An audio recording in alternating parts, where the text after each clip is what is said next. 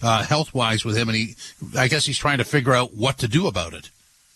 Yeah, exactly, Jim. And it's a good scenario here. He'll have, at minimum, once you hit LTIR, you're going to be out for either 10 games or 24 days. So that gives you a chunk of time to sort out what the situation is, whether or not this injury is going to be something he's going to be able to come back from during this season, or whether this is something that's going to keep him out for a longer period of time. And clearly, the way it was going with him on the ice trying to nurse this thing, it was just not tenable for the Maple Leafs because he wasn't performing up to the level that obviously he'd like to perform, and certainly it wasn't a level that anybody wanted to see for a high-profile NHL defenseman like John Klingberg. So, yeah, it's a good scenario for the Maple Leafs now to have him with some clarity, at least for these next 10 games, and moving forward, attempting to bolster this blue line, which is clearly something the Maple Leafs are going to have to do if they are serious about making a long playoff run.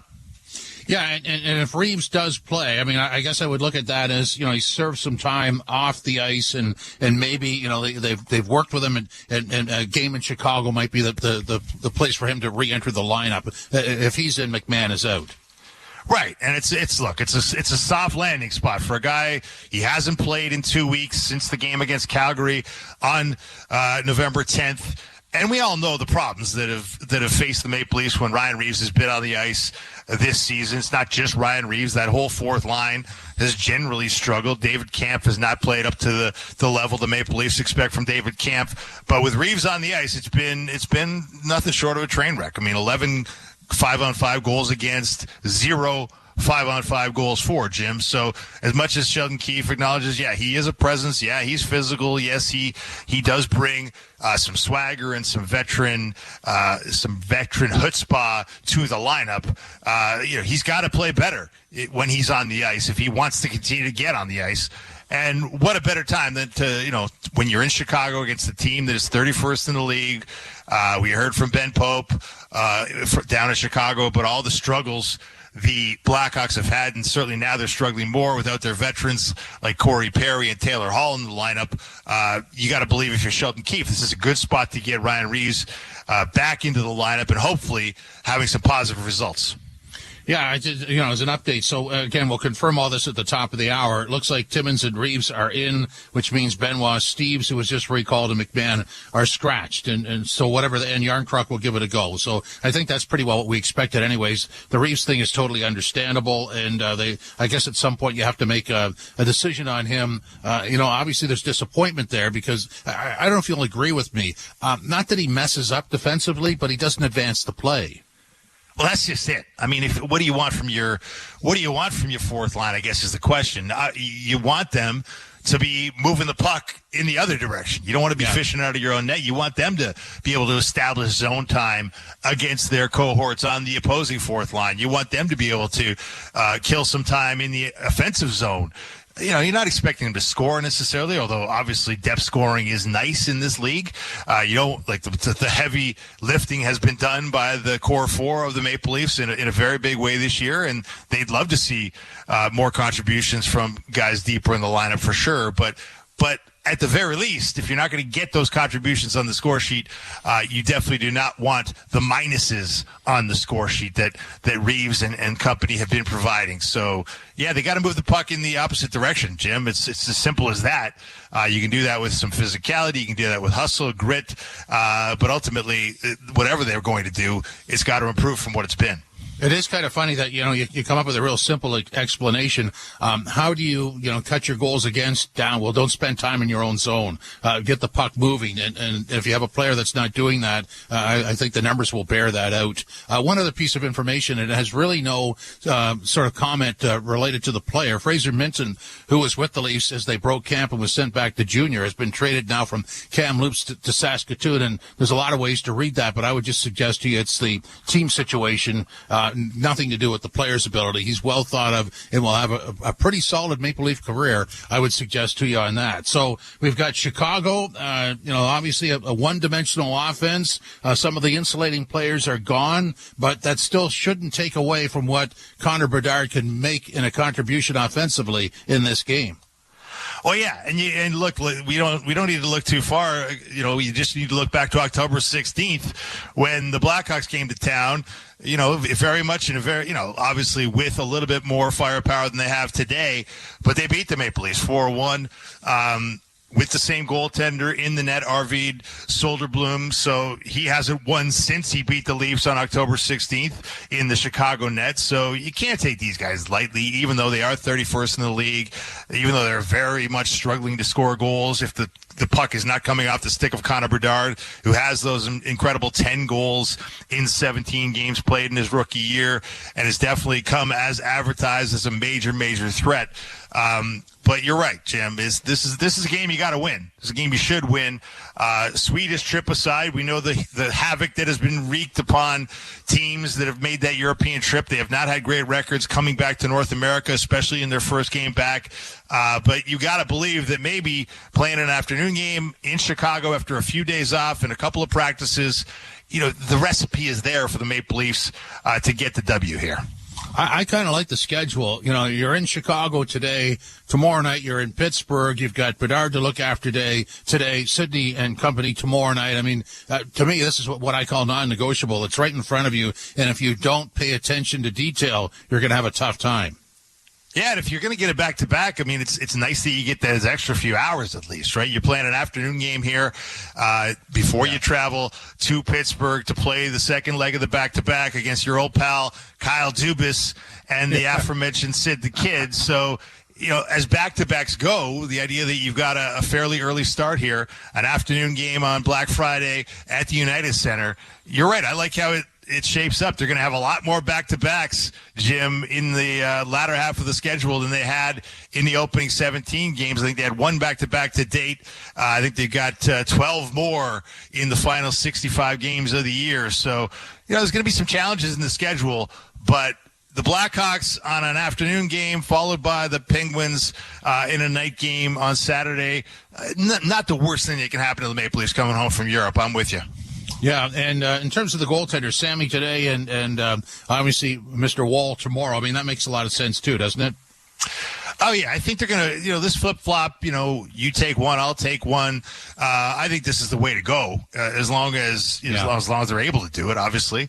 And, look, both these goaltenders too, Jim, the other good aspect of the Swedish trip that maybe hasn't been talked about as much because we've been talking about William Nylander being the star of the show and the storybook ending with him getting the overtime winner in front of his family. And it was all, it was great stuff and a lot of fun to watch. And Nylander handled it well. And obviously Nylander, hey, this afternoon, he's going for the 18-game point streak, which would be the longest by an active NHLer to start a season, topping Connor McDavid. So big things happening for Nylander, but maybe the overlooked aspect of the Swedish trip, Joseph Wall and Samsonov played very well, both in wins, obviously. Wall getting the win over Minnesota, Samsonov getting the win over Detroit, in fairly solid performances in a season where, they've had their wobbly moments. So the Maple Leafs got to hope that stabilizes, that both these guys coming off some good performances can build on those. And going back and forth, keeping everybody in the loop, letting them both know they're both needed because they both will be. I think it's a great way to go. Just going to do an out-of-town scoreboard as we get close to the top of the hour. Detroit 2-0 over Boston. That's after 20 minutes of play. Comfer and DeBrincat have scored in that game. The other game that's underway prior to the Leafs starting in Chicago, Rangers have a 2-0 lead over the Flyers in Philadelphia. Zibanejad and Kreider have scored there. So 2-0 is a popular number in the two games that are already underway. And it's a massive schedule today with all kinds of afternoon activity and into the night on Black Friday south of the border. And, it's Black Friday here, too. I know local stores were open at 8 o'clock in the morning as everybody tries to, get the finances in order and get some good value for what they're buying. So, in terms of the Leafs, we will talk about this at the top of the hour, but let's sort of whet the appetite here. Looking for the 60-minute effort, clearly that was on display against Vancouver, and those two other games I mentioned, 4-1 and 4-1 in Washington and Dallas. Although, if I remember right, in the Washington game, the goaltenders, the goaltender Wall was a big factor in that one. Right. And so you're still looking for everything to come together, even though they've got a pretty good record. Yeah, look, you're right. You're looking for it to come together. And now Sheldon Keefe was realistic in his assessment after yesterday's practice. 60 minutes essentially implies perfection, and you're probably not going to get that very often from your hockey club in a regular season game. But to your point about the 60-minute effort, I don't think it's about perfection necessarily. It's just about more consistency, like not having these lapses, not having to get 2-0 down to Detroit in Sweden before you come back and win 3-2. Not having, not necessarily having to have all these comeback wins. Like, in one way, like, it's great that the Maple Leafs are among the league leaders in winning via comeback, because it shows that they've got firepower, that they can storm back, and we all know they have the ability to score goals in bunches. They've shown that for an awfully long time in the Shanaplan era. But the alternative, I think the alternative the coaches would prefer, Jim, is let's not get down a couple of goals. Let's not have to have our backs against the wall until we start playing better. Let's do it right out of the gate. Going to set up the opening faceoff for you next. This is Leafs Game Day on TSN 1050, the iHeartRadio app, and the Leafs Radio Network.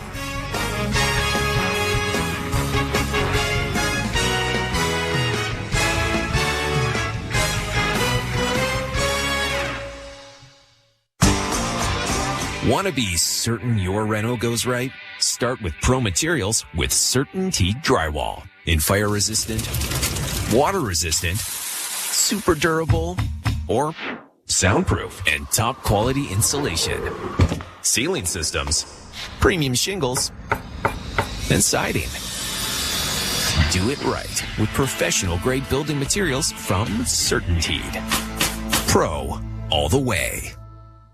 From the biggest stadiums to the coziest holes in the wall. From house parties to porch hangs to pride celebrations. From your favorite fuzz shop to your local Indian spot. From noodle bars to sports bars to salsa bars. There's a Molson with your name on it. Canadian Ultra XL. Molson. Everyone in. Must be legal drinking age. Do more in a reliable Subaru, they said. Enjoy more time together to go more places with symmetrical full-time all-wheel drive, they said.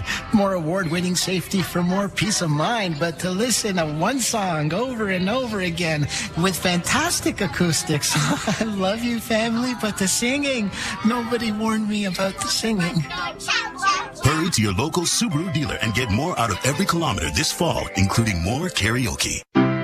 Hi, I'm Sean O'Brien, President and CEO of Reliance Home Comfort. Did you know that over 1.3 million homeowners call on Reliance for their water heater needs? That's right, 1.3 million. And with over 100,000 five-star online reviews and over 60 years of experience, you could say we're water heater experts. Switch to Reliance today and enjoy no monthly rental payments for your first 6 months with no upfront installation costs for all of your hot water needs. Call on Reliance. Terms and conditions apply. See website for details.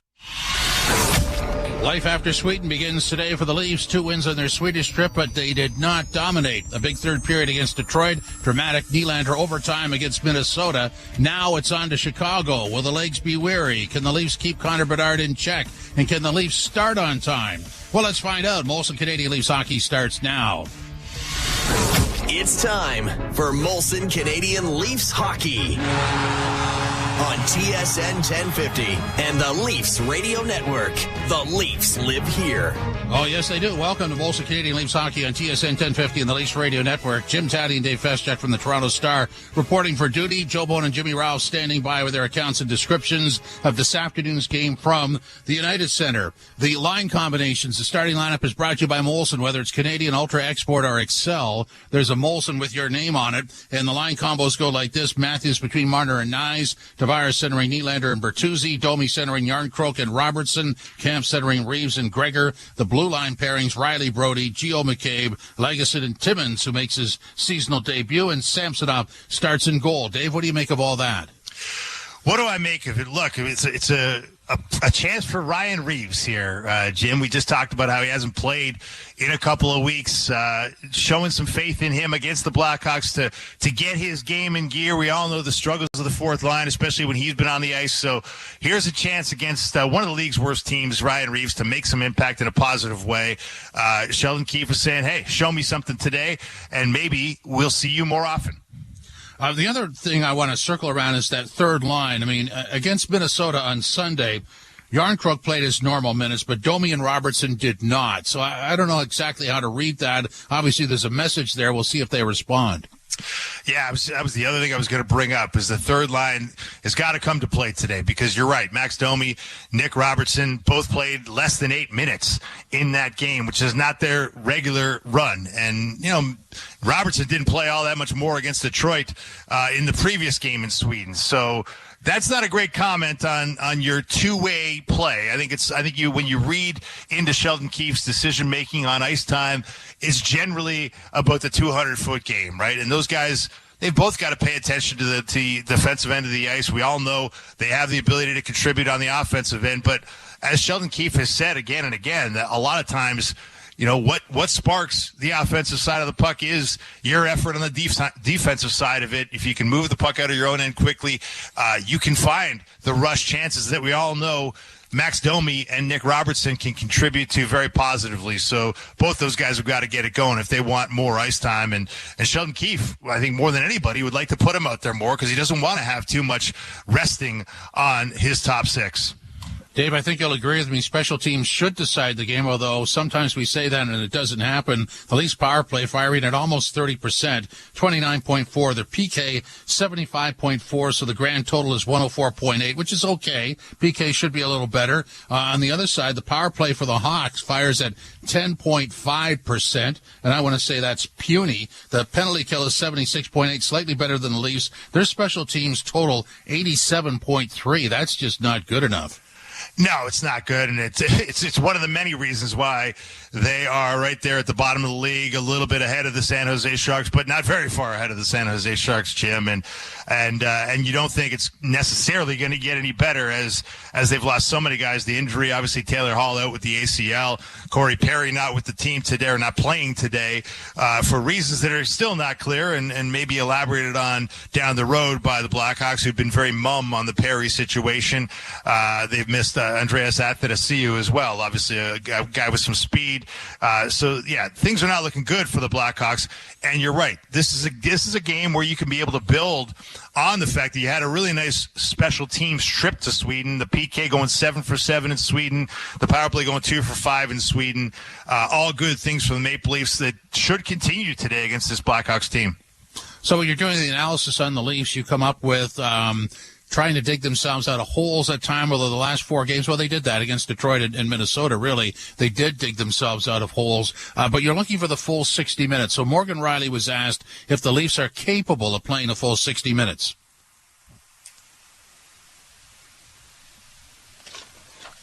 Yeah, I think that's the goal. I think. What does that look like? Yeah, I mean, it's a work in progress. I think that, you know, over the course of a year, I don't know how often you're going to hear us or hear the coach talk about how great of an effort that was over 60 minutes. I think that there's always going to be room for improvement, or there's always going to be that, you know, you leave wanting more almost always, even when you win and play well. But ultimately, that's the goal. You know, both as a team and as individuals, you want to play your absolute best for the entirety of the game, but that's very difficult. So it's always going to be a work in progress, and it's always going to be something that we're striving to do. The opening faceoff is next. This is Molson Canadian Leafs Hockey on TSN 1050 and the Leafs Radio Network. They are among the greatest to ever play their sports. A game-winning home run by Derek Jeter. They are legends and icons. The Lakers take the lead on Magic Johnson's running skyhook. And you can hear them right now on the Sirius XM app. We got Magic Johnson here. Everybody got all these shows. They've been hounding me. I said, I'm only doing one, and that's Eddie Johnson. Anytime you guys need me, I'm here. Legendary Derek Jeter. Welcome to Black Diamond. Thanks for having me. I've been waiting for the invitation. And for access to the game's greats, rely on the leader in sports audio. Sirius XM and the Sirius XM app. The best player analysts and insiders live on NHL Network Radio. Brian Burke. But now it's a big story. Headline, Johnny Gaudreau bench. But he's not playing that well. His stats are terrible, and he's not playing that well. They sat him out. Now, he had the right response. He said, I got to play better. And that's all it is. Same thing here. You're playing poorly, you get benched. Shut up and work harder. Get the latest opinion and analysis you need on the home of hockey. NHL Network Radio, Sirius XM 91, and the Sirius XM app. 24/7 Hockey Talk. My boy Brady Tkachuk fired up, said what he wanted to say. I love when a captain comes out like that and sticks up for his team. Listen, the fans of Ottawa, they paid their hard-earned money to get in there. I guess if they want to boo, they can boo. I love Brady sticking up for his guys. But Brady Tkachuk, good for you. Say how you feel. Plays hard on and off the ice. Cooley, I love that kid. Sirius XM, NHL Network Radio. Sirius XM 91. And on your schedule with the Sirius XM app. NHL Morning Skate. George McPhee on the Vegas Golden Knights. Give us a sense as to what you and Kelly were thinking in terms of this season's roster. The team overall is in pretty darn good shape. It's sort of in our prime. This team wants to be some kind of legacy team where you can win a couple of Stanley Cup. That's the challenge that you present to the players. NHL Morning Skate with Scott Laughlin and Gord Stellick. Weekdays 7 a.m. Eastern on NHL Network Radio, Sirius XM 91, and the Sirius XM app. The Points with Boomer Gordon. Speaking as someone who grew up an Islander fan, you're not good enough to win now. You've got no prospects for the future, and you're not bad enough to get like the lottery pick. So we're just going to watch the Islanders float in the hockey abyss indefinitely until someone in the organization acknowledges that what they have is broken. And I don't think anyone's going to do that. Points with Boomer Gordon. 1 p.m. Eastern on NHL Network Radio, Sirius XM 91, and the Sirius XM app. If you're a soccer fan, you know that this music means one thing. The Champions League is on Sirius XM FC. Hat-trick for Erling Haaland. Kane scores! The top teams from around Europe are battling for club soccer's holy grail. Real Madrid do what they do best. What a start for Inter! Hear all the top Champions League matches all tournament long on Sirius XM FC 157 and streaming on the Sirius XM app. Under review. And if someone says, well, he's good in the room, you know what? They don't have a good in the room stat in the standings. I've yet to find that category. It's one of the most overplayed things. They better be good in the room. That's the least you better bring when you join a National Hockey League team. Under review with Mick Kerr. 11 a.m. Eastern on NHL Network Radio, Sirius XM 91, and the Sirius XM app.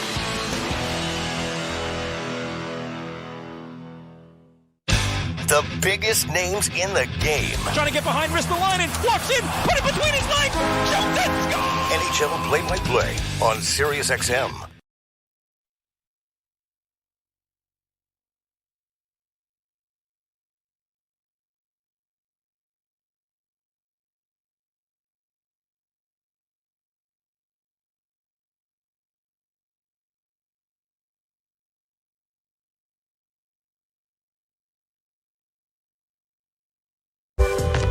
Four, 1 and 2, 3.56 his goals against average. And for Soderblom, Mr. Bowen, his only win of the season came in Toronto early on for the Blackhawks. There's another shot. Soderblom starts, and Ralphie, you don't have to call me mister.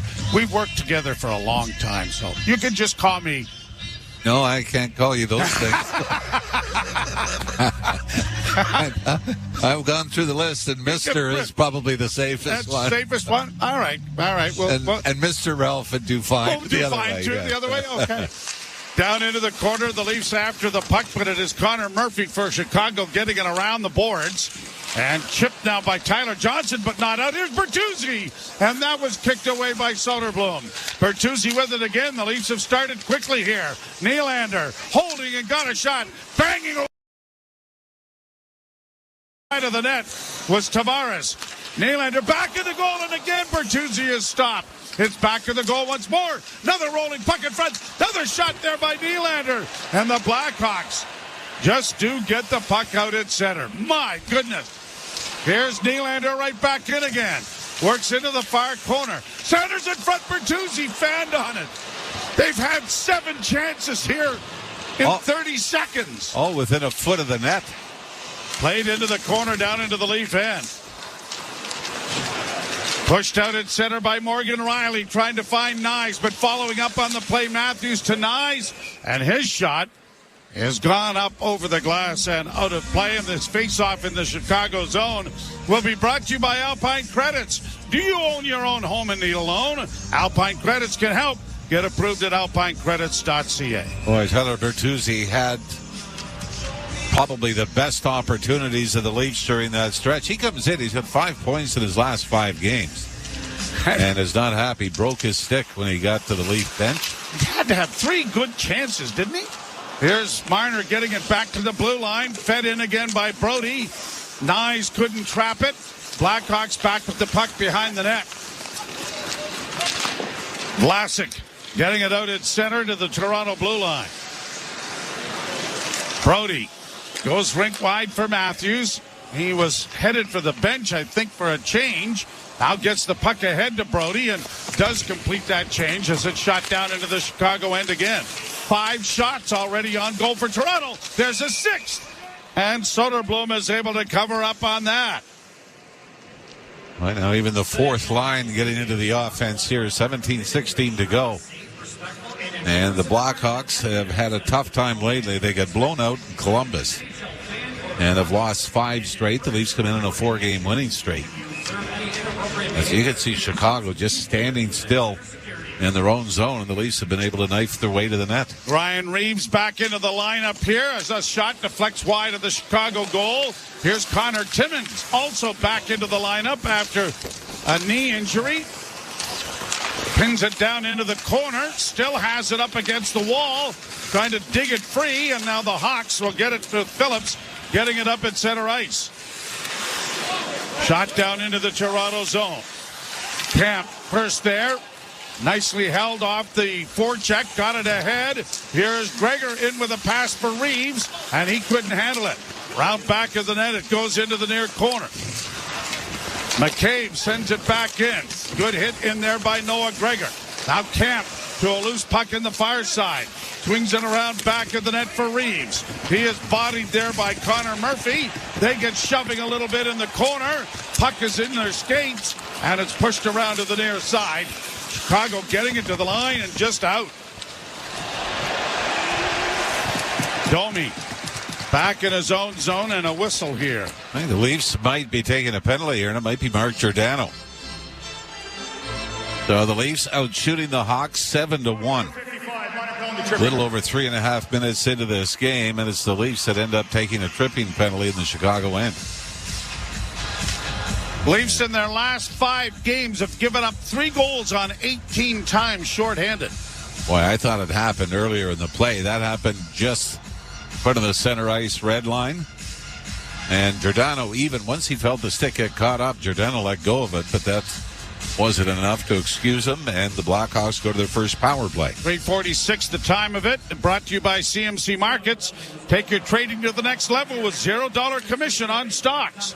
Out here the Hawks on the power play. Fed around the boards. Bedard will trap it at the near blue line. Runs out of real estate there. The puck against the boards. Bedard again with it. Camp on him. He got it into the corner. And then a centering pass goes all the way down the ice. Blackhawks come in 30th overall in the NHL on the power play, including going 0 for 9 in their last 3 games. And now without Taylor Hall for a substantial amount of time because of maybe the season, because of knee surgery, and Corey Perry, it's a bit of an intriguing situation that people really don't know what's going on. I'll tell you one thing. Here's a pass in front.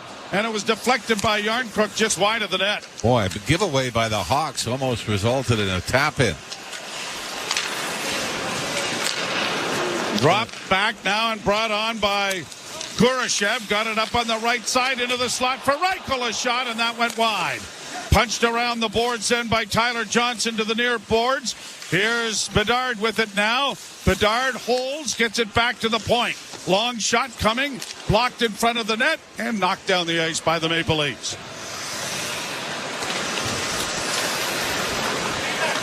No score. Early first period. Power play has 30 seconds left in it. Brought out now by Seth Jones. He drops the puck back. Nick Foligno in across the line with Ryan Donato. Donato spins the puck back to the blue line to Jones. Jones on the near boards. Gutman trying to get it freed up. Has it go to the far side. Pass in along the goal crease area. Was knocked to the blue line. Leafs can't get it out yet. Foligno down low. Donato bringing it to the front. Good save made there by Samsonov as he had to hug the post. Now the penalty is expired. Nyes will carry for Toronto and get it down into the Chicago end. Nyes thought better of reaching around there for a second. It looked like he was going to take a penalty, but quickly thought well about it. Now out at center ice, pass intercepted. Chicago can't get into the Leaf zone cleanly until Wyatt Kaiser carries in on the right side. Banned on a pass in front of the net. Dickinson got it around into the near corner. Back to the point, a shot. The power play has helped get some of the legs going for the Blackhawks because they were in their own end for the entire time until the penalty. Pass in front, a pad save made there by Samsonov. Tavares lays it off on the far wing, passed ahead at center for Bertuzzi. Nylander going to the front of the net, but Bertuzzi was too outcovered. Now Nylander steals the puck, then had it taken away in turn and launched to center ice by Chicago. Nylander circling back. No score, first period. Glad you're along with us on this afternoon. Celebrating American Thanksgiving as the Leafs bring it in with a pass in front of the net. They score! Nick Robertson off the right wing, and Calle Youngcrook made sure of it by firing it into the empty net as well. But it came out very quickly, and Robertson has the Leafs out in front 1-0. The Leafs find a seam from the left wing circle. Across the top of the crease. Probably about 5 feet from the top of the crease. It sifts through everyone. But Max Domi with the great pass, little saucer pass, gets past Yarncrook, but lands onto the stick of Robertson. And he slashes it off the post, off the back bar, up in behind the crossbar, and bounced out. And like you said, Yarncrook put it in again. He just wanted to make sure. Yeah, exactly. So Max Domi, as we get a long shot in on Samsonov, who is going to hold, has picked up his 10th assist of the year. He's still looking to get one into the back of the net. Yep, 7 assists, though, in his last 7 games now, so it looks like Max is starting to come. You're listening to Molson Leaf Hockey on TSN 1050 and the Maple Leafs Radio Network. Soaring violins, electrifying guitars, and all the magic of the holidays. 'Tis the season to rock out with Trans-Siberian Orchestra Radio, a brand new seasonal channel hosted and curated by the band members themselves. That's the song that put us on the map 28 years ago. Every time I hear it, it's brand new to me. I hope it is to you as well. Now, for a limited time, exclusively on the SiriusXM app. Search TSO. The best player analysts and insiders live on NHL Network Radio. Brian Burke. But now it's a big story. Headline, Johnny Gaudreau bench. But he's not playing that well. His stats are terrible, and he's not playing that well. They sat him out. Now, he had the right response. He said, I got to play better. And that's all it is. Same thing here. You're playing poorly, you get benched. Shut up and work harder. Get the latest opinion and analysis you need on the home of hockey, NHL Network Radio, SiriusXM 91, and the SiriusXM app. If you're a soccer fan, you know that this music means one thing. The Champions League is on SiriusXM FC. Hat-trick for Erling Haaland. Kane scores! The top teams from around Europe are battling for club soccer's holy grail. Real Madrid do what they do best. What a start for Inter! Hear all the top Champions League matches all tournament long on SiriusXM FC 157 and streaming on the SiriusXM app. Join me, Mort Stellick, and Scott Laughlin as we recap the night that was on NHL Morning Skate, weekday mornings at 7 a.m. Eastern on NHL Network Radio, SiriusXM 91.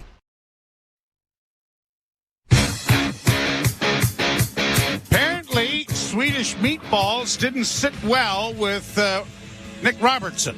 Had a 4-game point streak going until he was shipped overseas for the 2 games in Sweden.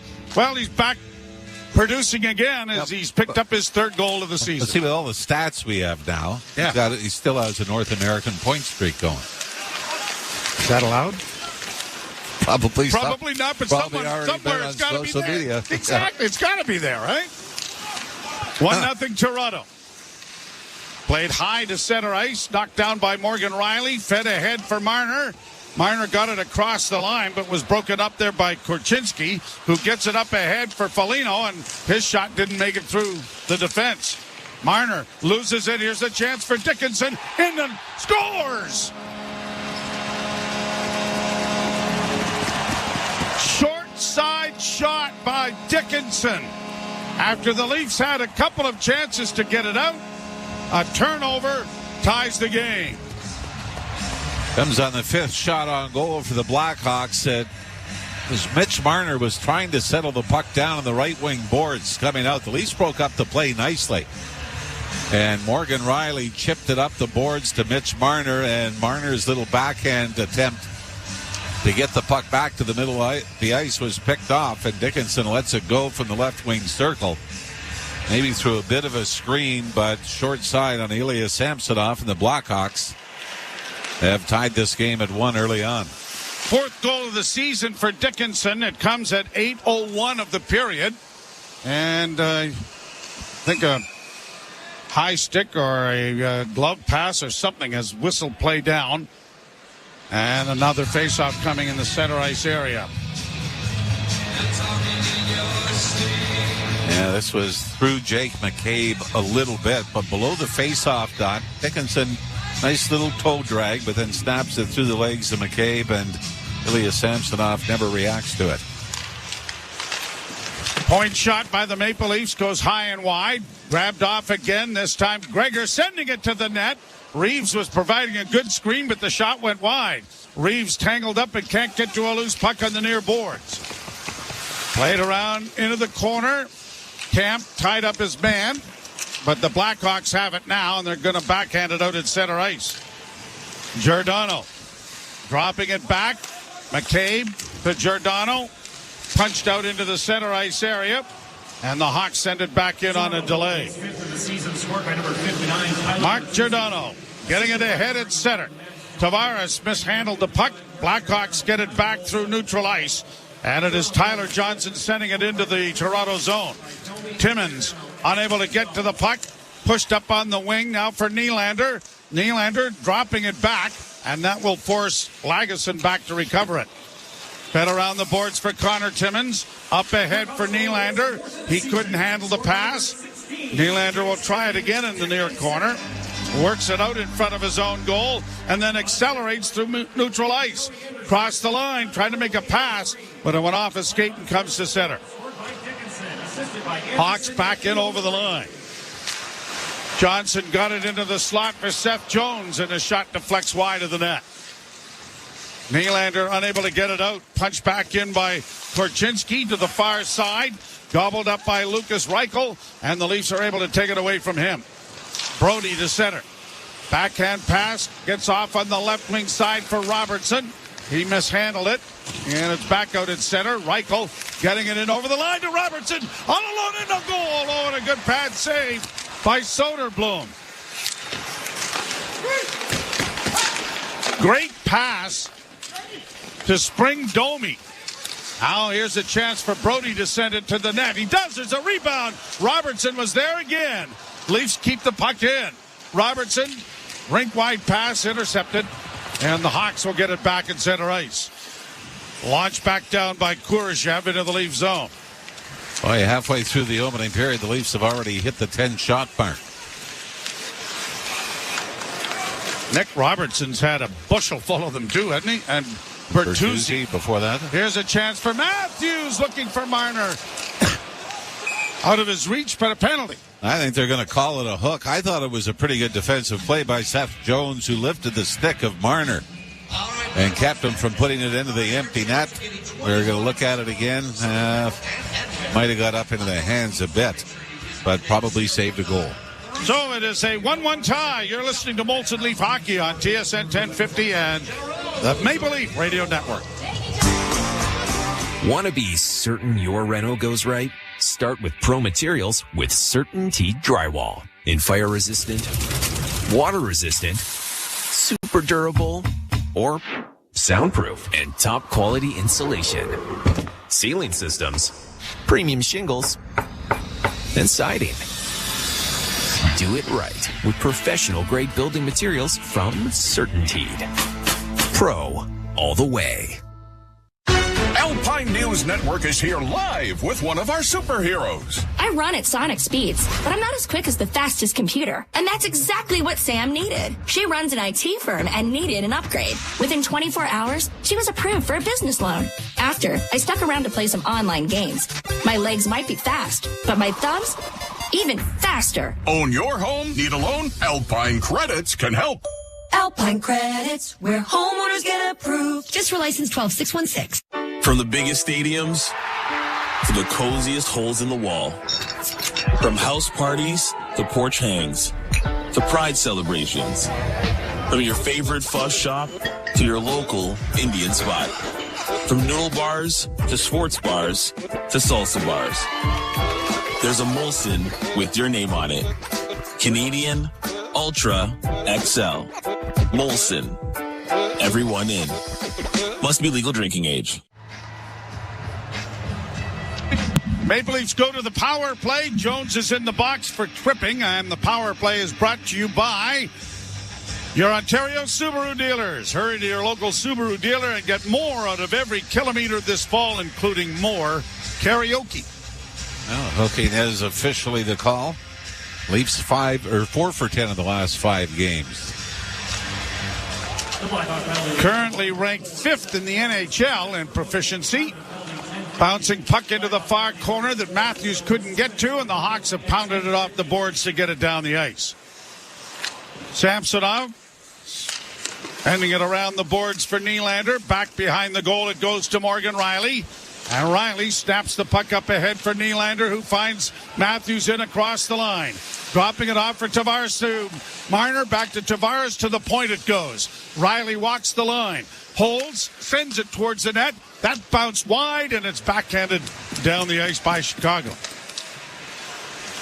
Samsonov trying to long up. That doesn't work. And the Leafs will have to go back into their own end. And back behind the goal is Mitch Marner. Marner gets it up ahead for Rielly. Drop pass. Whew. Matthews made a nifty little move through the legs of one of the defenders. Got it down into the zone. Goaltender's lost his goal stick to no avail. Shot down the ice here by Chicago.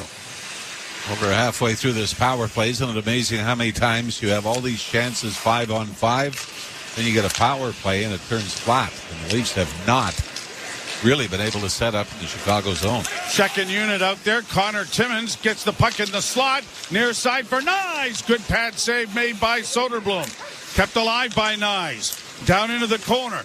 Domi holding, still with it. Domi back to the point for Timmins. Timmins to Domi at the right half boards. Pass in front and a deflection there by Yarncrook, who took a bit of a high stick from Phillips at the side of the goal. Our referee was right there as well. Bertuzzi comes in and gives Phillips a bit of a shot. Bertuzzi's had 4 chances at goal. Only one that actually made it through on those scrambles that dominated play early. By the way, the Hawks coming into this game have given up at least a power play goal in 9 straight. Only killed off 10 of 30 times short.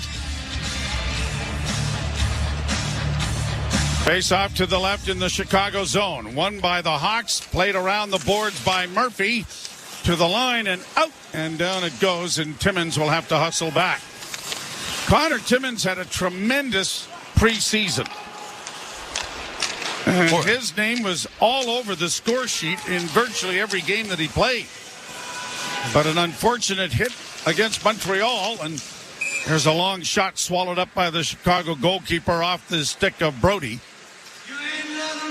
And even last year when the Leafs acquired him from Arizona, Timmins got into 25 games, had 14 points in 25 games.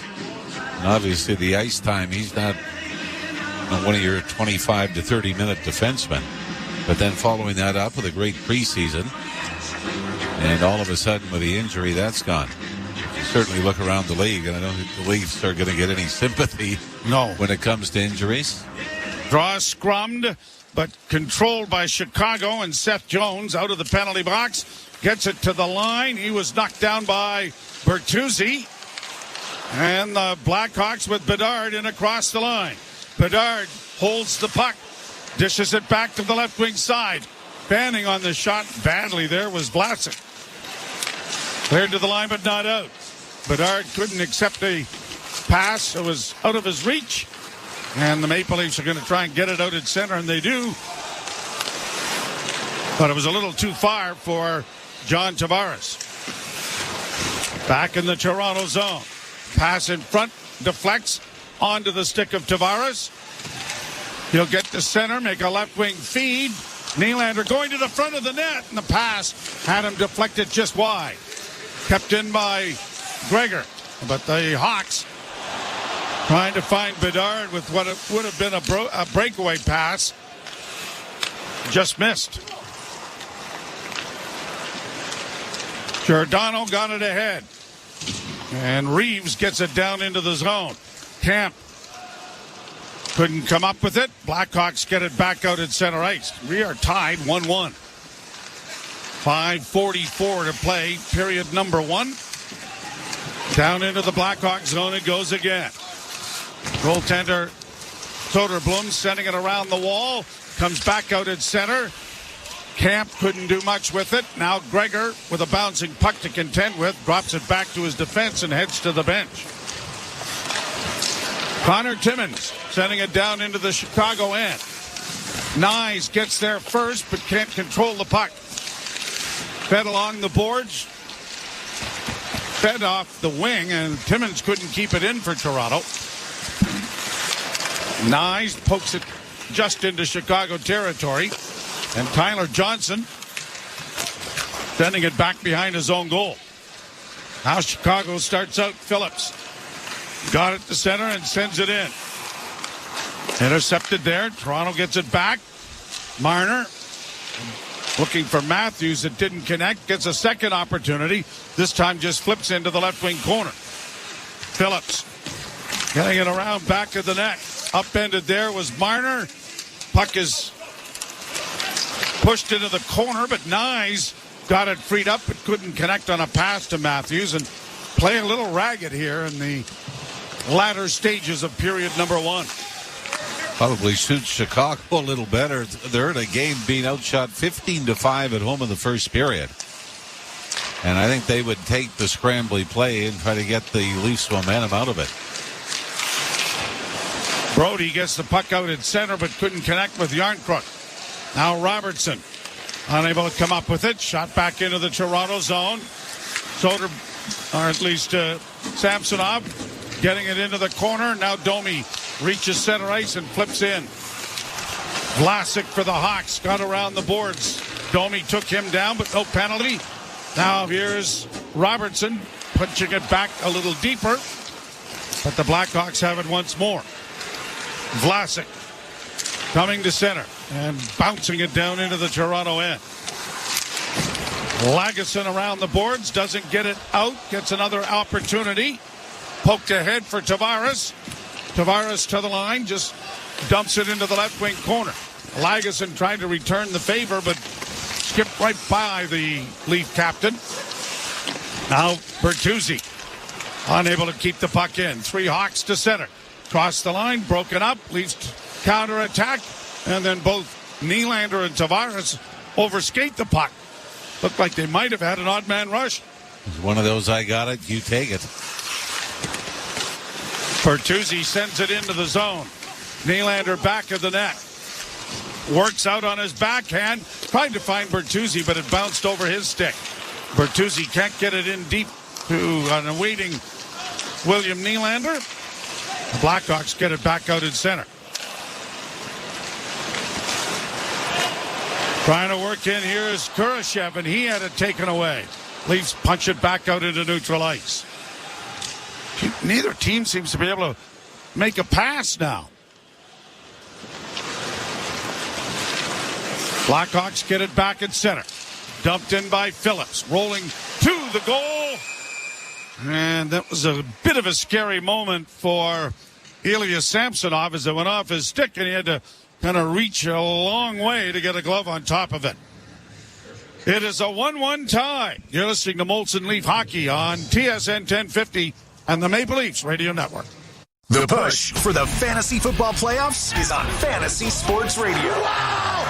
Unbelievable! Don't make the wrong roster move. Don't start the wrong player. Don't make the mistake that will cost you a win. Sam Laporta has been consistently good. Touchdown, Detroit Lions! Sam Laporta! Whether you're jockeying for playoff positioning or need a win to secure your spot,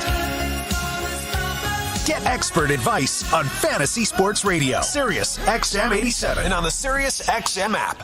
The best player analysts and insiders live on NHL Network Radio. Brian Burke. But now it's a big story. Headline, Johnny Gaudreau bench. But he's not playing that well. His stats are terrible, and he's not playing that well. They sat him out. Now, he had the right response. He said, I got to play better. And that's all it is. Same thing here. You're playing poorly, you get benched. Shut up and work harder. Get the latest opinion and analysis you need on the home of hockey, NHL Network Radio, Sirius XM 91, and the Sirius XM app. If you're a soccer fan, you know that this music means one thing.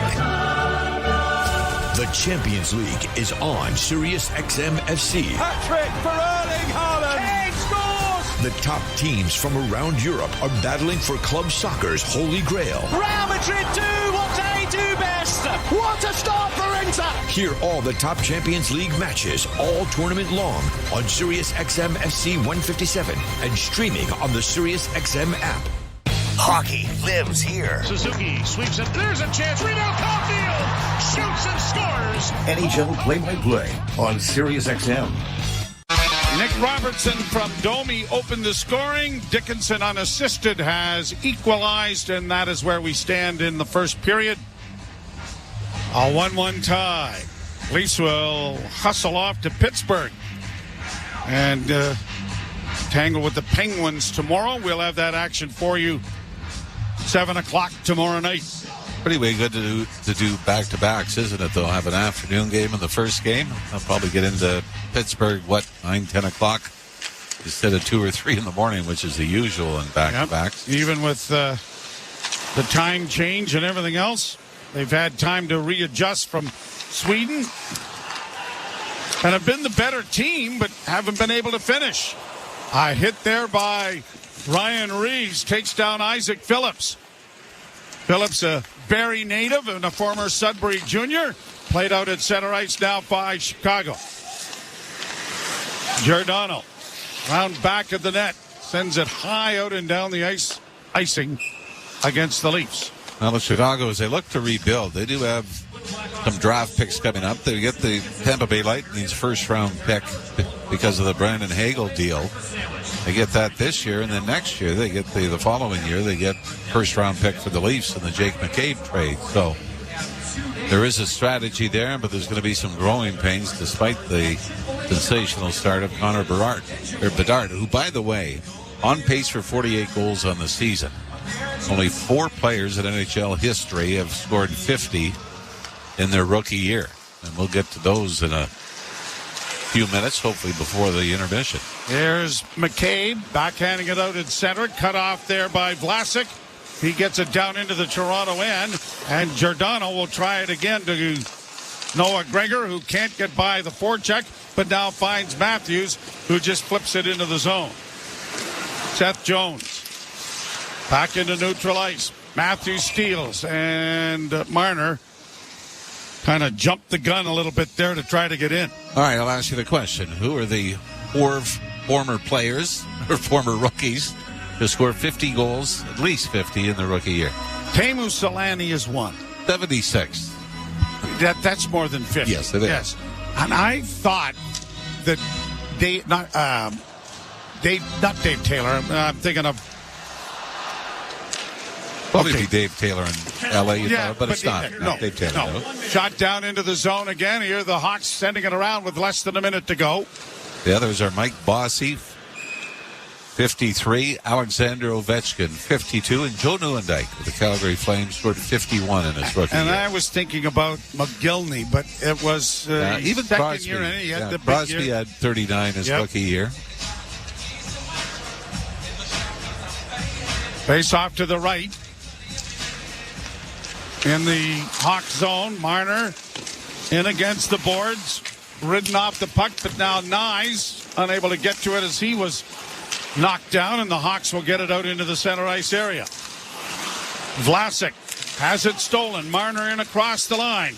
Works into the corner. A centering pass. Didn't reach Matthews. Blackhawks with it again. And they'll get it out at center with 25 seconds left. Leafs bring it right back to neutral ice. Got it to the line, but not in deep. Going to be a penalty here for too many men on the ice. Please be wrong.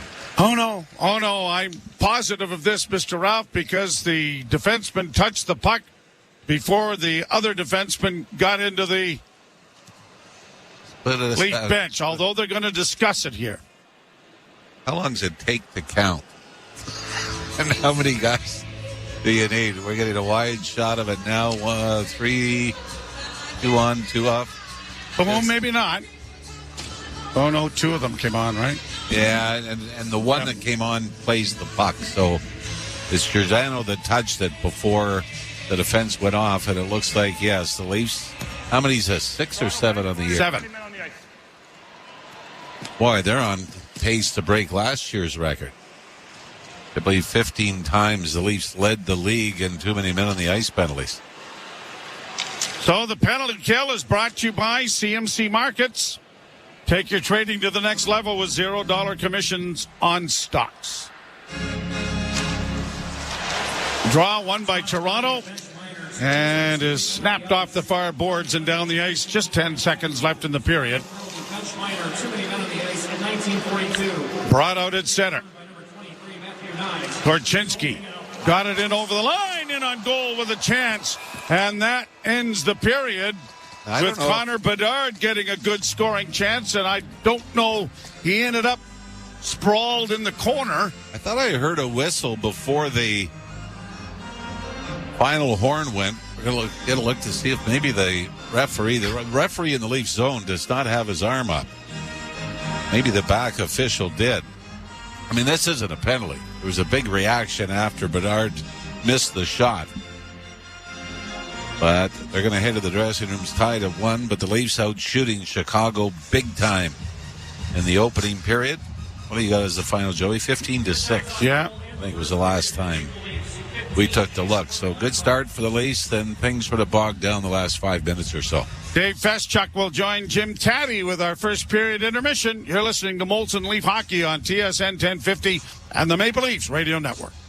Hey everyone, it's your friend John Mayer here. Genres aren't rock or pop or hip-hop. They're real genres of life. They're like Mondays, dinner with family, songs I remember from junior high.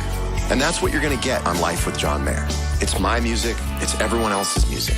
It's singing in the shower and a quiet night at home. Come along with me as I play music that fits the moments of your life as they happen. On now, Channel 14, and on the SiriusXM app. The best player analysts and insiders live on NHL Network Radio. Brian Burke. But now it's a big story. Headline, Johnny Gaudreau bench. But he's not playing that well. His stats are terrible, and he's not playing that well. They sat him out. Now, he had the right response. He said, I got to play better. And that's all it is. Same thing here. You're playing poorly, you get benched. Shut up and work harder. Get the latest opinion and analysis you need on the home of hockey, NHL Network Radio, SiriusXM 91, and the SiriusXM app.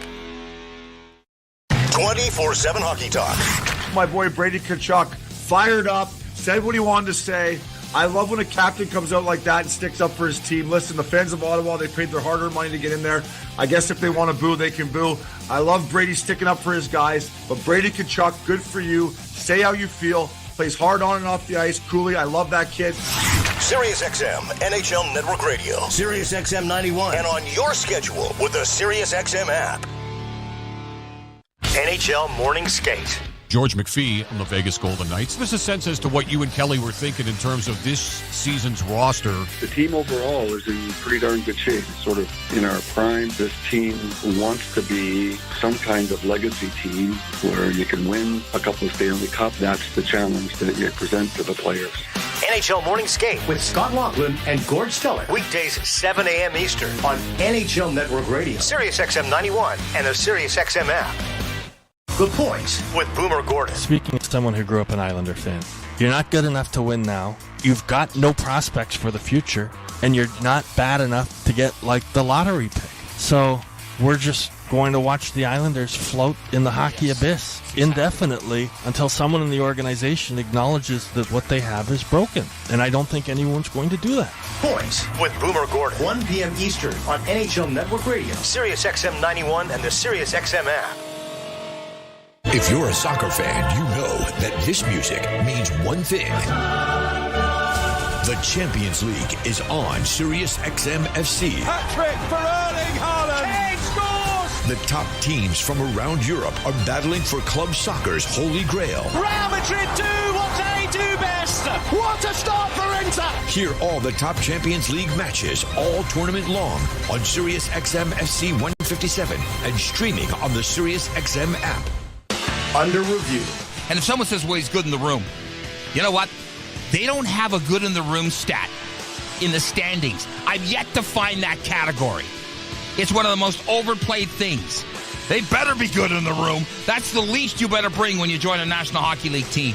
Under review with Mick Kerr, 11 a.m. Eastern on NHL Network Radio, Sirius XM 91, and the Sirius XM app.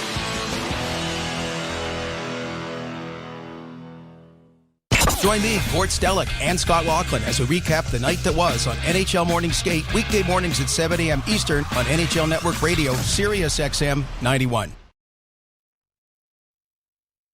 Molson Canadian Leafs Hockey is on TSN 1050 and the Leafs Radio Network. The Leafs live here. As the Leafs bring it in with a pass in front of the net, they score!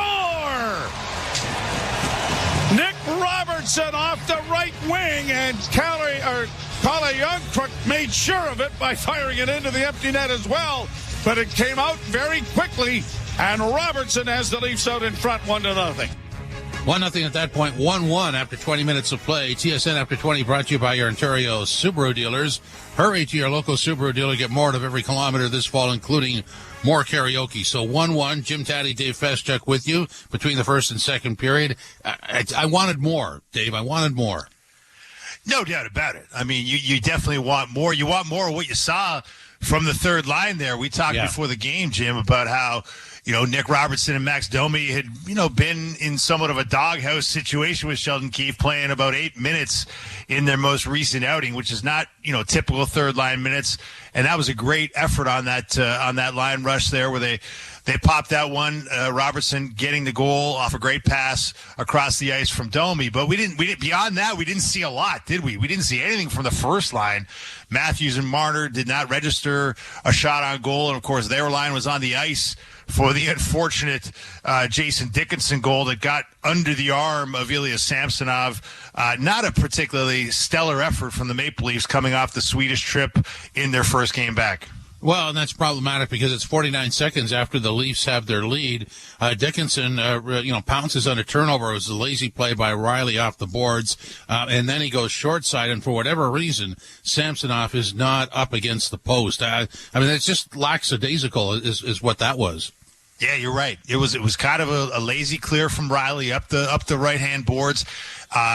Mitch Marner's up at the blue line and, fumbles the puck, and the Blackhawks get it back, and Dickinson scores unassisted. To your point, like when you look back at it, I'm watching the replay right now, and Samsonov already down on his knees in a very inert position with his arms close to his body, and the puck just somehow finds a way through. I mean, just not an NHL level goal by any measure, Jim, from a guy who is not a goal scorer by any means, not a sniper. Dickinson, it would never be in that category. So not a great effort from Samsonov on that play or from everybody on the ice in that moment. Yeah, that's just going over my pronunciation of. Never mind, I'm not going to go there. Okay.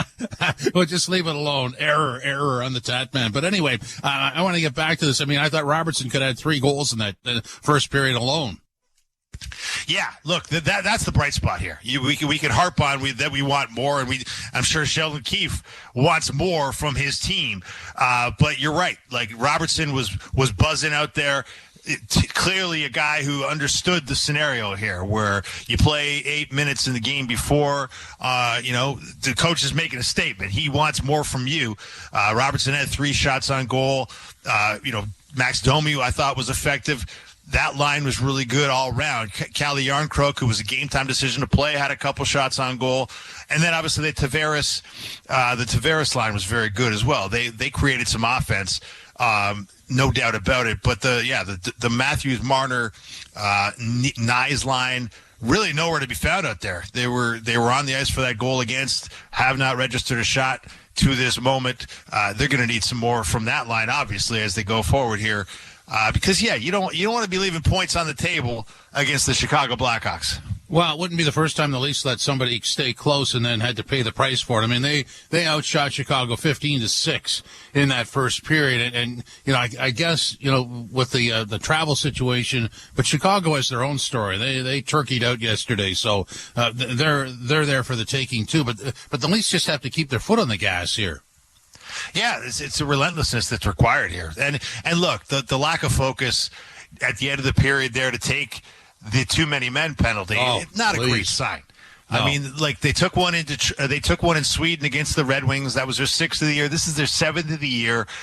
They lead the NHL in too many men infractions, which is not something you want to lead the NHL in, Jim. It speaks to a certain level of disorganization on the bench, doesn't reflect well on the coaching staff, doesn't reflect well on the focus and preparation of the players at any given moment.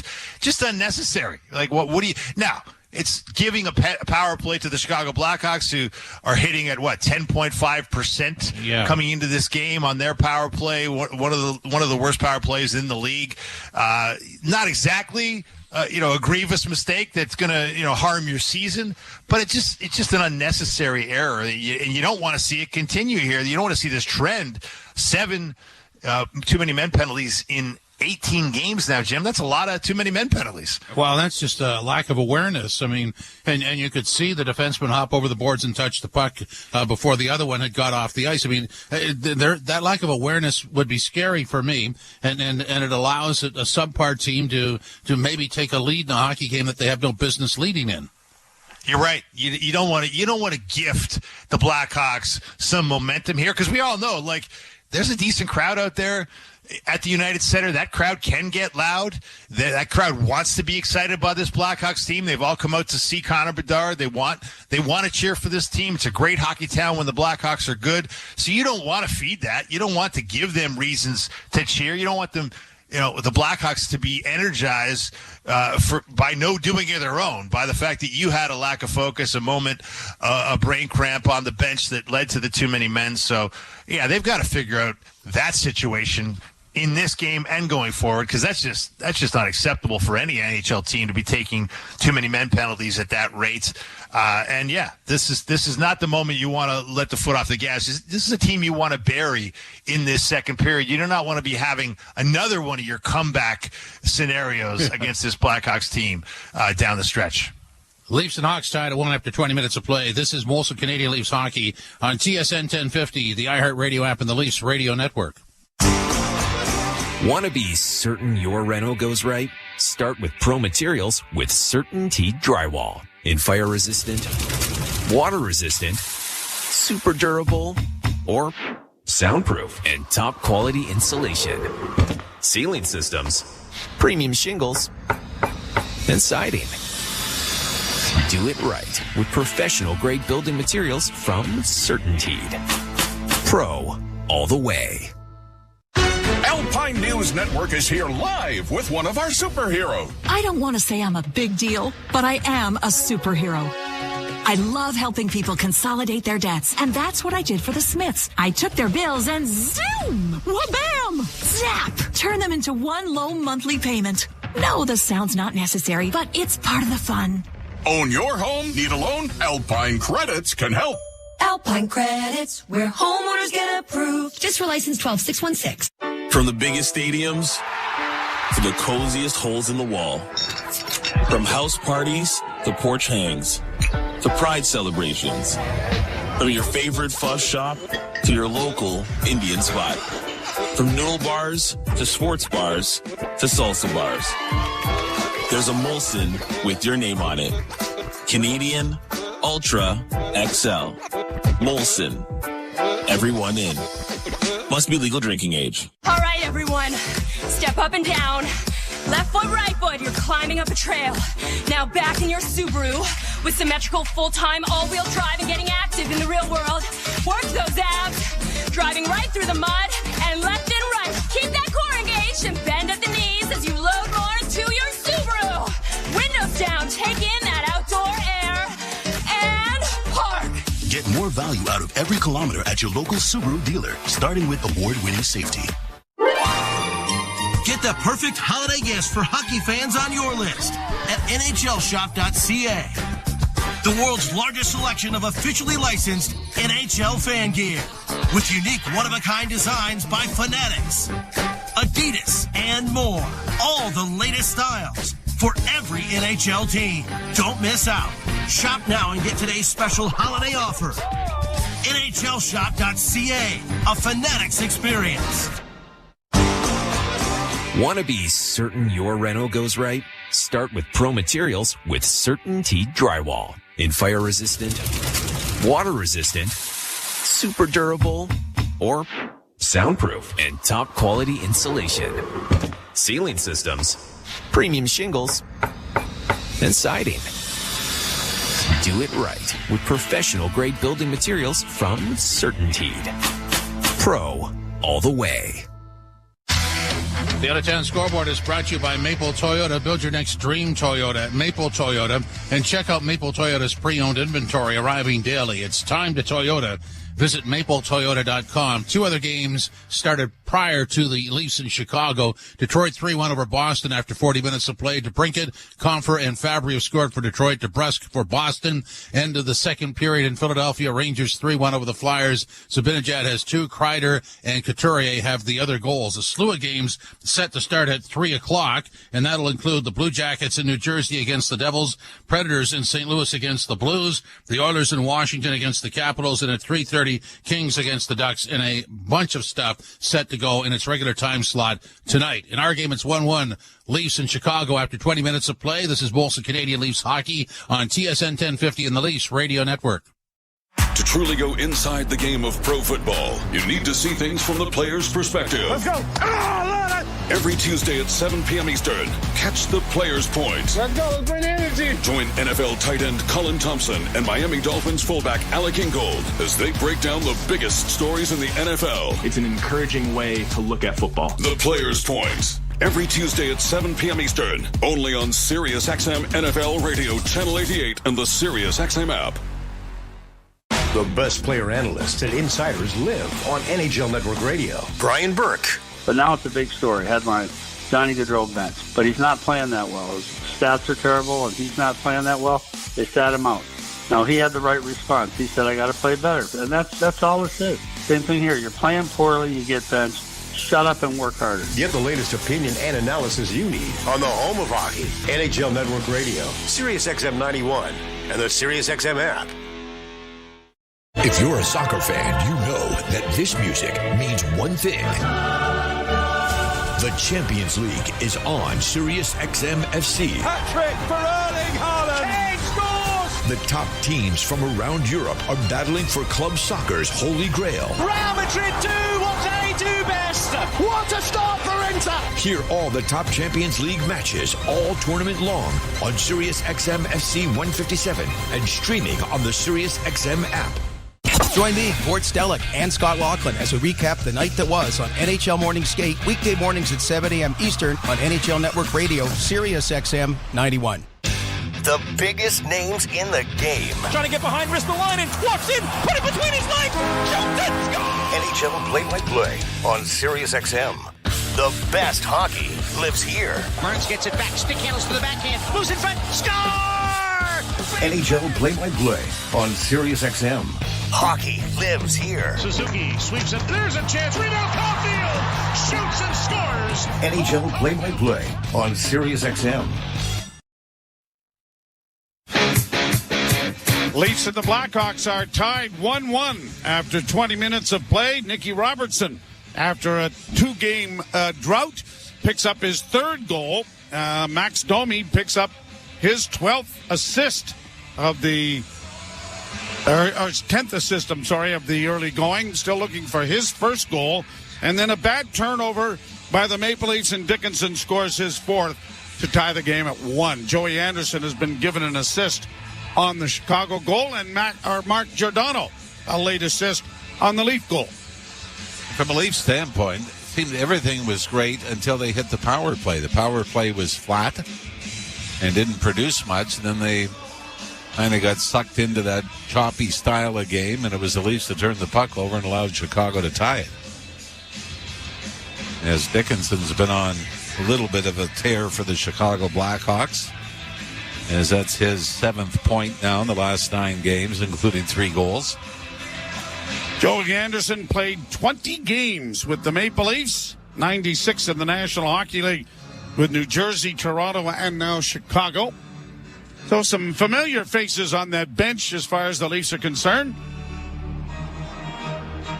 And is there a penalty to start? Yes. Nyes is in the box. So that hand did go up right at the end of the period. Leafs to the right, Hawks to the left. Shot down into the Toronto zone and then pounded up the boards by Giordano, but it didn't clear.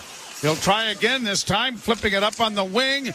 Kemp is able to push it to the line, but it's kept in there, and down into the corner it goes. And a penalty coming here to Chicago. Tyler Johnson takes the feed out from underneath Mark Giordano. I think the Leaf penalty, Joe, was too many men on the ice late. Oh, right. Okay. The carryover. So they were lucky that they dodged the 2-man disadvantage.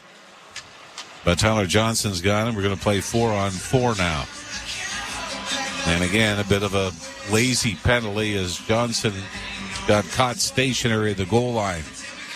In the corner to the left of Ilya Samsonov, and instead of getting the feet moving, he reaches out and hits the stick blade into the skate blades of Mark Giordano. So the Leafs will get an abbreviated power play of about 39 seconds. Could be Jake McCabe's first game back, would it not? In Chicago? Yeah. Yes, yep. Played out into the center ice area. Here the Hawks bringing it in over the line with Dickinson. And a shot smothered by Samsonov as going to the net and bumping into Samsonov was Dickinson. And that's drawn a bit of a response from the Maple Leafs. Dickinson might have taken the liberty knowing Nick Foligno was by his side. It looked like it was more was it the stick of TJ Brody that kind of roped everybody, that whole scrum, in towards the net. And it might have been Jake McCabe that was the one that ultimately made contact with his own goaltender. Leafs control the faceoff. And a quick pass gets ahead to Matthews with Marner. And across, or with Nylander rather. Here's Marner, or at least Matthews. Marner is not on the ice. I got it. Down into the corner, and now Matthews has lost the handle on it. Seth Jones brings it back at center. An errant pass, gobbled up there by Matthews, and he'll regroup it with his defenseman, Morgan Riley. Riley skates through neutral ice. On the left wing, it goes for Brody. Brody setting it around the boards, far side. Domi is able to come away with it at the blue line. Passes it off for Brody. Brody shot in front. They score. Yarncrook. A great heads-up play by T.J. Brody. He had Yarncrook going to the net at a great angle and stick on the ice, and he literally just caromed it off the stick and in. Chicago goaltender comes out to challenge, and you're right, Brody looks like Yarncrook is tied up in front, but Brody simply throws it to the traffic. As I believe it was Vlasic that was right on Yarncrook, but no, Vlasic doesn't tie the stick up, and TJ Brody makes the perfect pass onto the tape of Yarncrook, who just has to redirect it into the awning cage. So the Leafs restore the lead, and we'll go to the power play in a little stretch of time here in 10 seconds. Hawks, Bedard working in over the line against Brody. Makes a couple of spinning moves, and then his shot went up into the screen and out of play. To give you some sort of context into what Connor Bedard has been able to do in the early goings here, if you go back to Austin Matthews' first 17 games in the National Hockey League, 6 goals and 12 points. And for Connor Bedard, 10 goals and 16 points. Let's not forget how Austin Matthews started his NHL career. Matthews did end up as 40-goal scorer. Riley to center and across the line, dropping for Tavares. Power play now in effect for the Maple Leafs. Matthews down into the corner. Pulls it back to the blue line. Marner is there. Sends it to the front of the net. Tavares is bowled over, but a good whack at it there. And Soderblom was able to get a pad on it. Now out come the Hawks. Radish in over the line. Tried to go wide. A centering pass.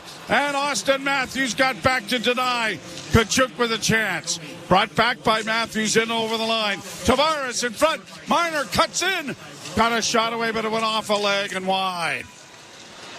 Good back checking there by Austin Matthews. Riley. Team's back at full and even strength. Shot down into the Chicago end. Camp against the boards. Tavares trying to help out. Puck up against the wall. Centered now. Marner, or at least Gregor, completely fanned on it. And it's sent to the line and a delayed offside. And Noah Gregor bringing it back to the line and in on the left wing. Sent it to the side of the goal. Couldn't get it in front. Camp with it now for the Maple Leafs. Camp back to the point, just kept in by Giordano. A shot that's bouncing around in front. Reeves rolls it to the front of the net, and it's cleared to the line, but not out. McCabe dished it around the wall to the near side. Giordano getting it back to the point to Reeves. Reeves back for Giordano. Into the corner for David Camp.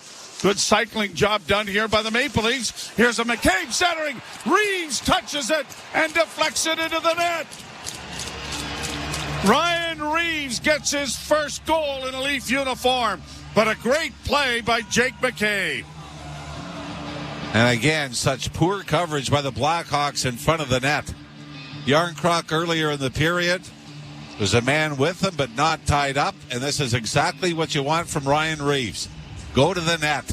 And Jake McCabe throws it again to traffic in front from the right wing circle. And Ryan Reeves, a pretty quick move, Joe, to get it on the backhand and in one motion redirected into the empty side. And the Leafs have built a 2-goal lead, outshooting the Hawks 19-7, outscoring them 3-1 with 16:29 to go here in the second. 3:31 the time of the goal for Reeves, as the Hawks bring it back in with a shot that is deflected wide of the Toronto goal. Played along the boards. And the Maple Leafs will get it out. Robertson leaving it for Domi. He skates it to center and sends it down into the Chicago end. Puck is sent around on the boards to the line, and it's going to squirt its way out at center ice. And Lagesson will get things organized there. For Ryan Reeves, that is career goal number 60.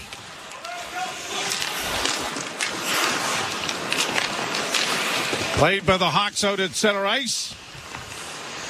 Trying to regroup now is Reese Johnson, and it's back down into the Chicago end with Seth Jones turning with it. Some of the lesser lights have really come up with some great plays here.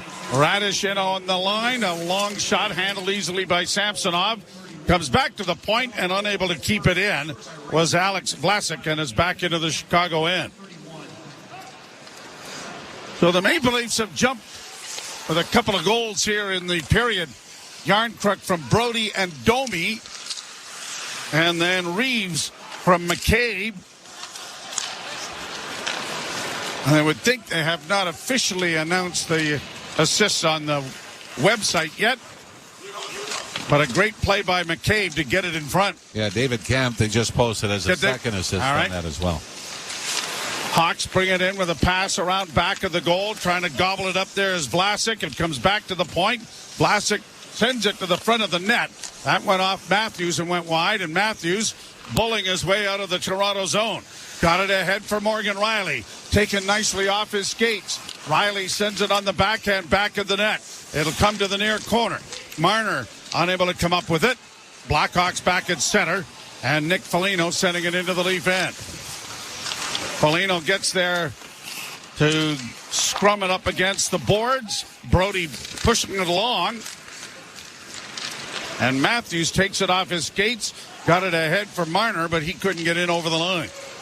Blackhawks back the other way. Foligno dropping in a shot is high off a stick wide as Dickinson let it go. Samsonov seemed to be propelling himself backwards. Looks like he got smaller. Here's a pass by Nyes at the other end of the rink that was deflected away from Marner. Back to the blue line. Leafs just do keep it in. Nyes in the corner, working against his numerical counterpart in Kurashev. And it is the Hawks who end up with the puck and sending it high to center ice. Now Bedard settles down a bouncing puck. Taken down there by Timmins. And the Leafs are back in their own zone. Brought out at center ice by Lagesson and sent into the Chicago end. Robertson after the loose puck. Domi couldn't find him. And the Hawks have it now. Phillips to center. Played in on the left wing, and into the corner goes Kurashev. Yarncrook for Toronto. Got it freed up. It comes right out in front of the net and a shot wide. And the rebound with a juicy rebound with the net half empty was poked into the corner by the Leafs at the last second. Robertson down into the corner. Camp trying to work his way free. Camp gets it back. Gregor sends it in deep again. Reeves hunting for a loose puck. Ties up his man. Gets some help there from Noah Gregor. And finally, it does come free, and the Blackhawks get it up on the wing. Kachuk can't get it out, though. And now a glove pass, but it'll be touched by the person who gloved it, so the Hawks break in, and then a wrist shot is caroming off a defensive stick by the Leafs and up into the screen, out of play. Yarncrook and Reeves have scored in the second, and the Leafs lead 3-1. You're listening to Molson Leaf Hockey on TSN 1050 and the Maple Leafs Radio Network. Want to be certain your reno goes right? Start with Pro Materials with CertainTeed Drywall. In fire resistant, water resistant, super durable, or soundproof and top quality insulation. Ceiling systems, premium shingles, and siding. Do it right with professional grade building materials from CertainTeed. Pro all the way. Alpine News Network is here live with one of our superheroes. The secret to my super strength? A mega-calorie diet. And my super strong muscles are exactly what Ann and Kate needed. They wanted a backyard with a tiki bar. You know the vibes. They were approved for a home renovation loan. And I got these powerful hands dirty. Their backyard is now glorious. Own your home? Need a loan? Alpine Credits can help. Alpine Credits, where homeowners get approved. Just for license 12616. Let's get jerseys. Let's get jerseys. Right now, become a Tangerine client with a savings account, and you could get a free Raptors jersey. We want jerseys. Finally, a savings account worth cheering for. Jerseys. Jerseys. Find out how to score a jersey at tangerine.ca/Raptors. Tangerine. That's forward banking. Available to new clients who open and fund an eligible account while supplies last. Conditions apply. Ryan Reeves' last goal was against the Chicago Blackhawks, March 25th, 2023. He scored 5 times against the Blackhawks of his 60 goals. You know, remember the book Bald 4 written by Jim Bouton? Yep. He talked about something called you can't be vocal in the clubhouse or the dressing room when you're not going well. And I think as much as you like the enthusiasm and everything of Ryan Reeves, the -11 early on, limited ice time makes it difficult to really be somebody that's the leader vocally in the dressing room. So I think that's a huge goal for him. I feel like that he's contributed offensively and maybe bring that swagger back into the dressing room. Well, and especially since he was sat. The game's in Sweden. Yep. Yeah. As it's cleared down into the Chicago end. Blackhawks get it out into neutral ice. Brody is there. Dished off on the left wing. Giordano got it high to center. Knocked down there by a high stick of John Tavares. And so it'll be brought back. Face-off coming in the Leaf zone, I believe. So now, twice down the last 4 games, you got the fourth line on the board. You'll remember before the Leafs went to Sweden, the fourth line had combined on a couple of goals against the Vancouver Canucks. You got the third line has contributed. As Järnkrok has scored, Max Domi's got a couple of assists.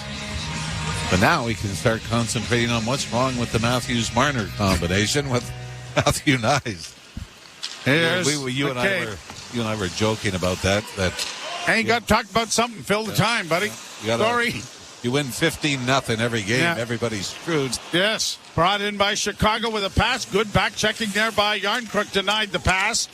And the feed comes ahead and now brought out by Robertson. Robertson's backhand pass was nowhere near Järnkrok. Fed back into the Toronto end. McCabe up against the boards. McCabe, the former Blackhawk, as the Leafs have it back in the zone, and McCabe sending it out into neutral ice, and now Chicago will dump it into the Leaf end. Mark Giordano got it ahead. Noah Gregor got it into the zone, but it was quickly played back out by Chicago, and this forces Lagesson around back of the net. He hit the side of the goal with an attempted pass, and now the Hawks have some business working here. To the side of the net, grabbed off by David Camp. Muscles it up a lead, and out comes Reeves to center. Reeves back to Camp. Camp to Noah Gregor, and a shot off a stick over top the net off the glass. Camp gets it back to the point, but it's going to be relayed on a D-to-D pass outside the zone, and Lagesson has to go back. Up ahead for Matthews. To the line with Marner. Onto the right wing side and into the corner now. Marner went to the front of the net. The pass comes up on the wing.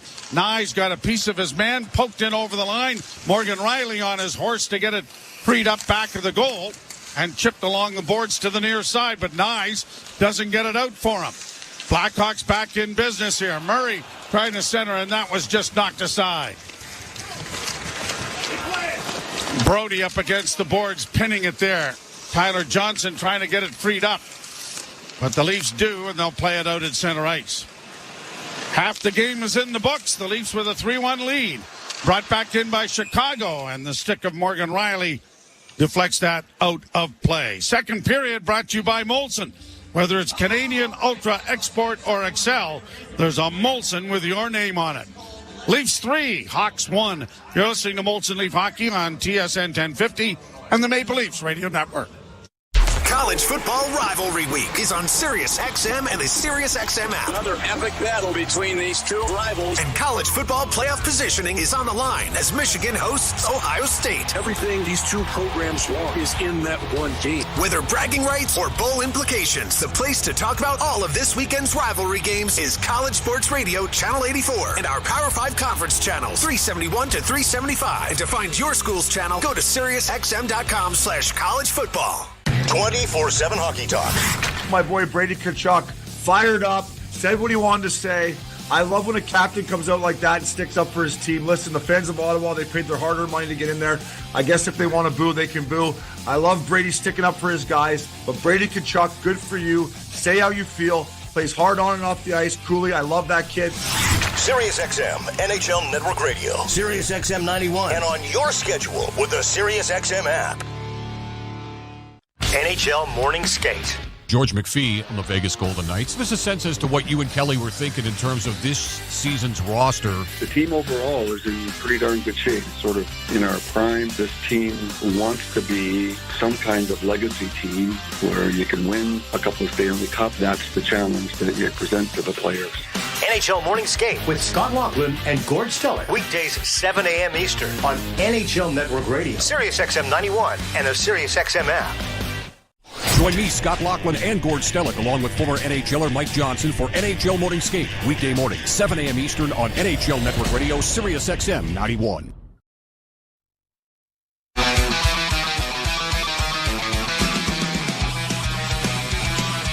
The United Center on West Madison Street in Chicago is where the Maple Leafs are, tangling with the Blackhawks. And the draw scrummed in the Leaf zone, punched around back of the net to the far boards by Radish. Now McCabe trying to control the puck, got it back of the net.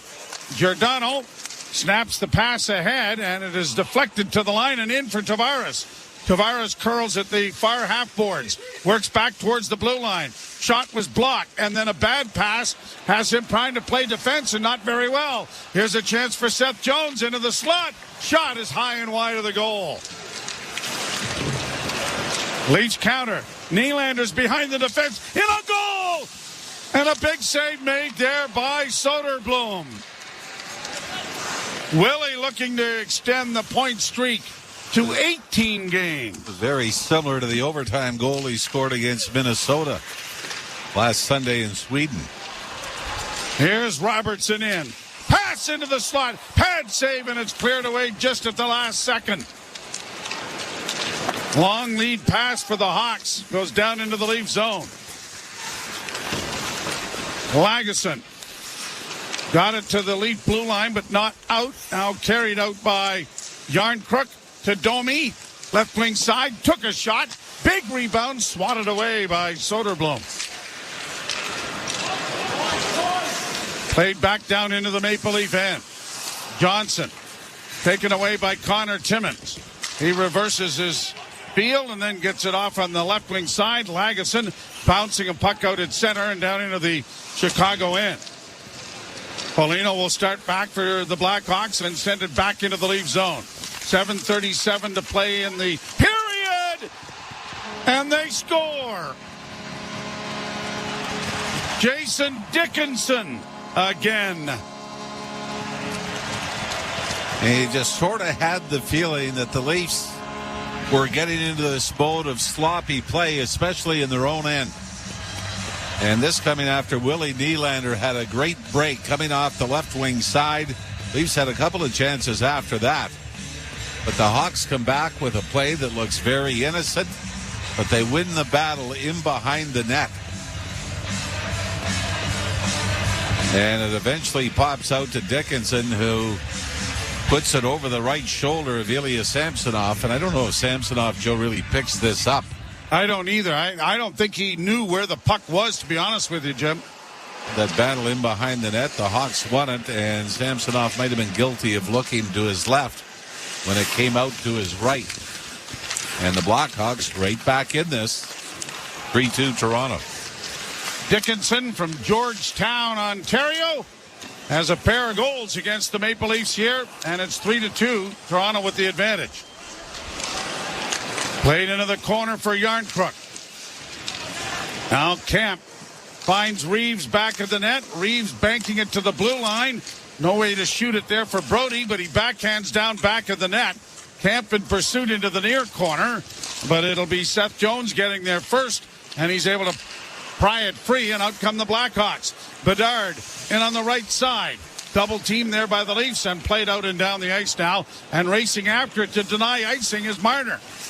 Marner had it knocked off his stick. Nyes got it back for him, but it was out of his reach. Blackhawks bring it back to the line and in. Lagesson with a pretty good hit. Timmins around the boards to the far side. Bad pass intercepted. Shot went wide of the Leaf net. Jones in against the boards. Played back of the net. To the side of the goal. It just comes out to the point. Kept alive there by Vlasic. Back of the net. Chicago cycling the puck well. Jones' shot in traffic. That went wide. Timmins trying to get it ahead, and he does. And it is backhanded high to center ice by Marner. And the Chicago Blackhawks Blackhawks show are excited about this game again. They've struggled for the most part, but based on a couple of scoring chances, and they're back in the game, and you see the Leafs right now a little bit back on their heels. You're listening to Molson Leaf Hockey on TSN 1050 and the Maple Leafs Radio Network. Want to be certain your reno goes right? Start with Pro Materials with CertainTeed Drywall. In fire-resistant, water-resistant, super durable, or soundproof and top-quality insulation. Ceiling systems, premium shingles, and siding. Do it right with professional-grade building materials from CertainTeed. Pro all the way. From the biggest stadiums to the coziest holes in the wall. From house parties to porch hangs to pride celebrations. From your favorite fuzz shop to your local Indian spot. From noodle bars to sports bars to salsa bars. There's a Molson with your name on it. Canadian Ultra XL. Molson. Everyone in. Must be legal drinking age. Do more in a reliable Subaru, they said. Enjoy more time together to go more places with symmetrical full-time all-wheel drive, they said.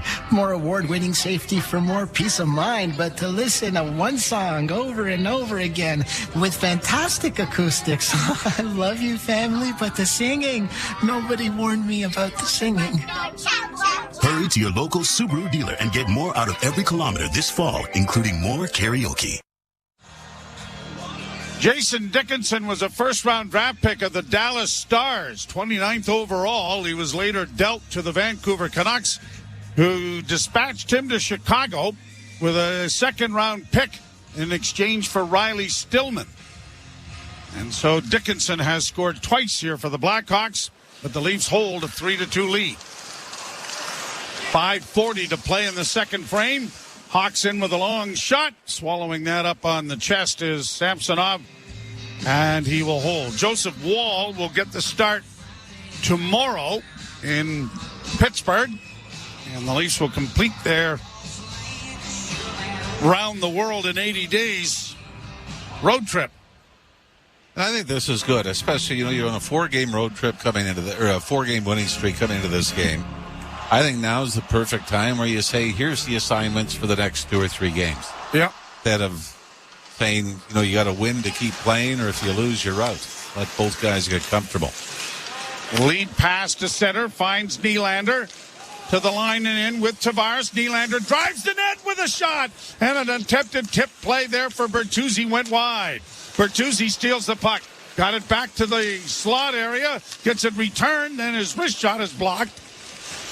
And Phillips will try to play it up the boards.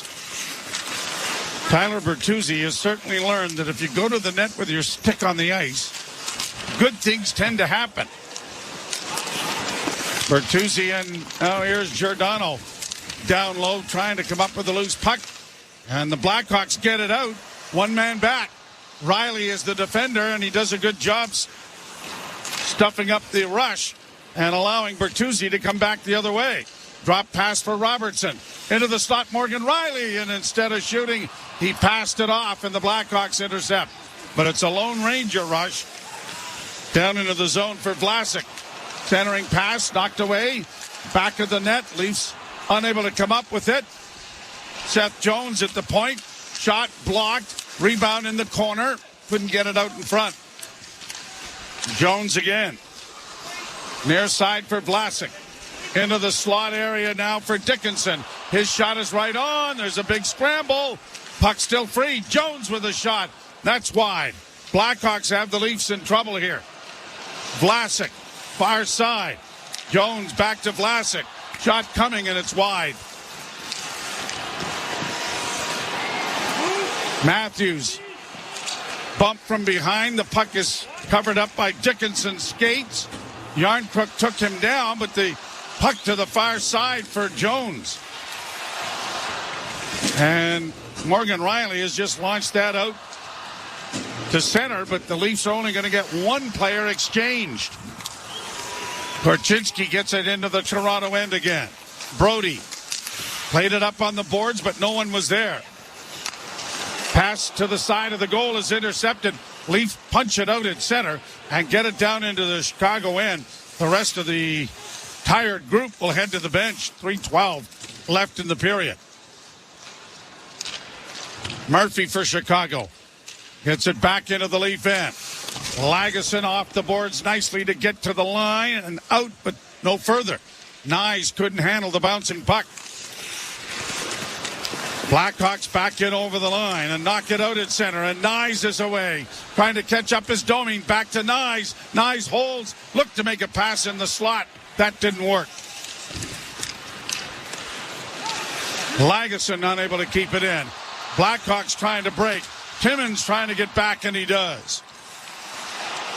Leafs finally get it to center ice. 3-on-2 rush. Marner passing on goal, but it was kicked away by Soderblom as Matthews couldn't get his stick on it. Blackhawks get it back into the Leaf end. McCabe, bank pass, cut off. Bedard back of the net trying to get it in front. Now a wrist shot is knocked aside. Puck in the slot area comes back to the point. Phillips holds to get it over on the left wing side. Kurashev goes around back of the Leaf goal. Kurashev still with it. To the defenseman on the left wing side, a shot. That's why the Leafs need a stoppage of play here. And I don't mean a face-off at center ice. Played back into the slot, a shot that was stopped. Samsonov wanted to put a glove on it, but Nyes gets an outlet pass.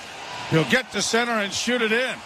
Boy, he was very close to icing the puck there. I think he made a launch about a foot before the red line. But Nyes was out for about a 90-second shift. Played back into the Toronto zone. Lagesson gets it around on the boards to Reeves. Reeves punches it ahead. Noah Gregor couldn't get full control of the puck. Back at center ice now. Reeves trying to flip it in. Doesn't get it in deep. Morgan Riley with 1:06 to go. Back in his own zone. Played it up at center. Chopped in over the line. Tavares hustling after the puck. Can't make a centering pass. Gregor back of the goal. Rolled it to the side of the net. And Seth Jones is there to play it, but not out.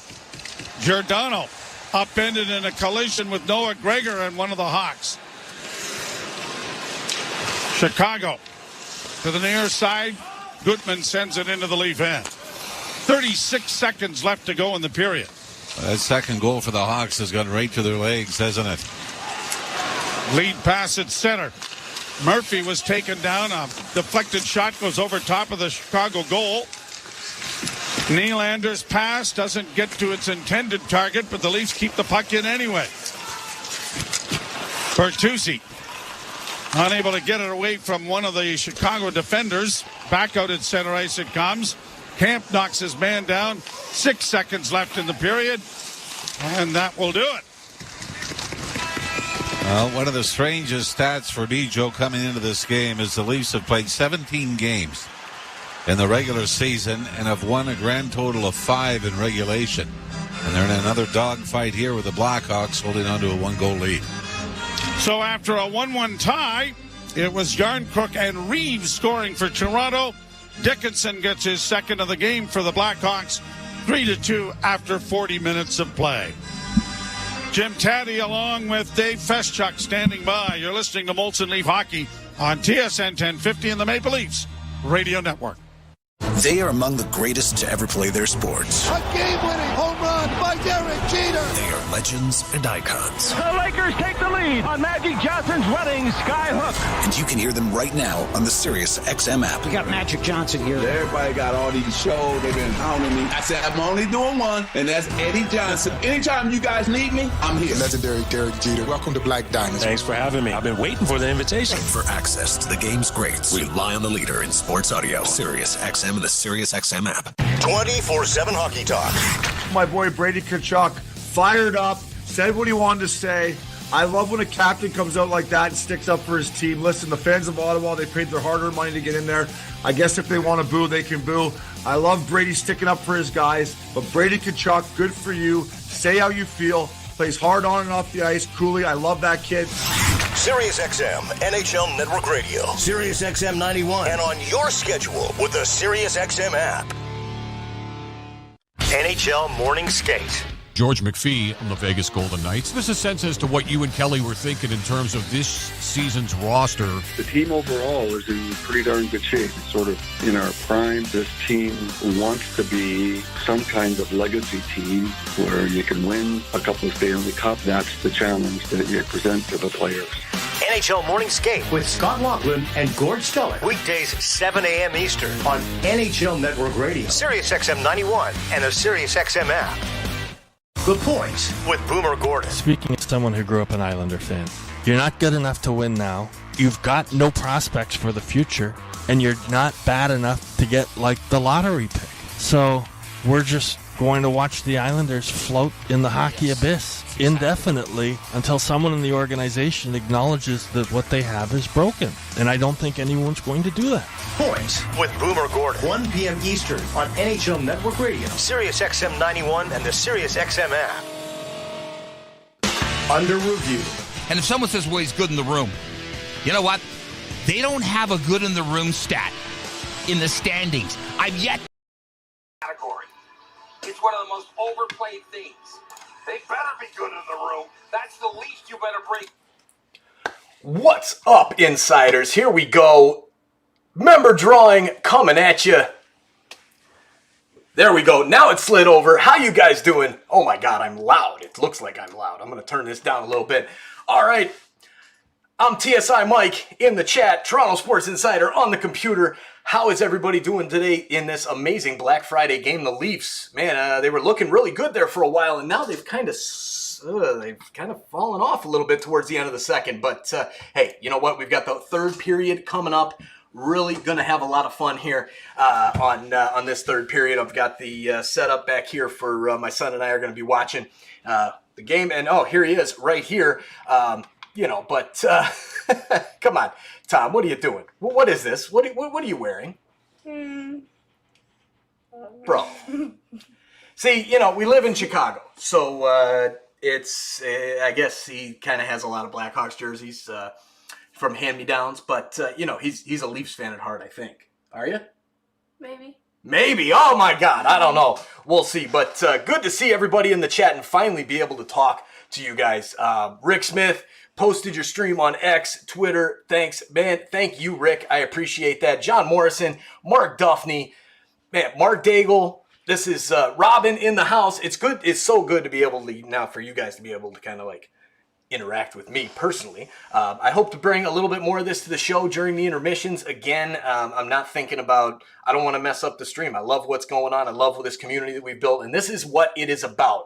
Because this is what my idea is to literally just bring Leafs fans together and just create a huge community. So here we are. We're doing the members drawing now. You guys are probably sick of listening to me talk and probably want to get that winner here of this drawing. So Tom is going to spin the wheel here, but and we've got all the members that are in as of right now. If anybody wants to join, jump in. I'll be doing some more drawings, promos, things like that. Best way to contact me, TorontoSportsInsider@gmail.com. The winner, that's how you got to do it. Just shoot me an email or a DM on Instagram is probably the second best. But either way, we'll get to that here in a minute. Any new members coming in? 99 cents a month, guys. $25 gift card is going to the winner. And then we're going to come up with some more cool promos doing soon. But all right, Tom, let's go. You got to click this wheel, man. Doesn't look like anybody's going to join up here for 99 cents. You kidding me? 99 cents. You get access to all these emojis, get your name down in the scroll. Well, all these cool things. 99 cents. That's it. It's good for the channel, I guess. It is. It's about growing the community. That's why I put it at 99 cents, guys, is strictly to so that people can sign up, and it's less than a cup of coffee, and we can have some fun here on Toronto Sports Insider. So here we go. Let's get on it. The spinning wheel. Let's start it up here. Interact. Come on, OBS. I'm new to this stuff here, guys. I'm not really new to it, but JK in the house as well. What's up, JK? Good to see you. And Skywalking as well. Big shout out to you guys holding it down as the moderators. Really appreciate that. So, all right, Tom. I'm going to let you, you can say a few words to the people, and then you're going to spin this wheel. I'll just do it now. You're just going to do it now? Okay. Here we go. The wheel is spinning, and boom! The winner, Rick Smith, is the winner of the $25 gift card or PayPal or whatever. We'll figure that out. Rick Smith, shoot me an email on TorontoSportsInsider@gmail.com, and we'll get that worked out between the two of us. And yeah, awesome. There you go. Let's go in the chat, guys. Hit that like button down below and fire up that chat. Big shout out to Rick Smith for winning this one. And guys, let's have fun in this third period. Maybe I'll jump back in the commercial breaks and chat it up with you guys. We'll see. All right, guys. You know what, Dad? What? I'm going to change this jersey if we can get a $20 super chat. Okay, you heard the man. $20. $20 worth of super chats? Yeah. You're going to switch a jersey. To a Leafs jersey. To a Leafs jersey. All right. You heard the man. That's my boy Tom. I'm TSI Mike, or just Mike. There you go. Rick Smith, no way, really? Wow, yes, sir. That is it. All right, shoot me an email, Rick. TorontoSportsInsider@gmail.com, or shoot me a DM on Instagram. Really doing a big Instagram push right now, so follow along at @TS_insider. You get to know me better. You kind of get a glimpse into my life. I'm a dad of 4. I've got the most amazing woman in the world by my side every day. My wife is amazing. And we've got the world at our fingertips right here. And love it. And this is what you see. This is why I do what I do. It was a dream of mine to bring the community together, and here we are. So back to the intermission, and go refill your cocktails. We'll see you guys real soon. And we'll jump in for a little bit, either in the commercial breaks or with the after the post game. Do a little post game show as well. All right, guys. Peace.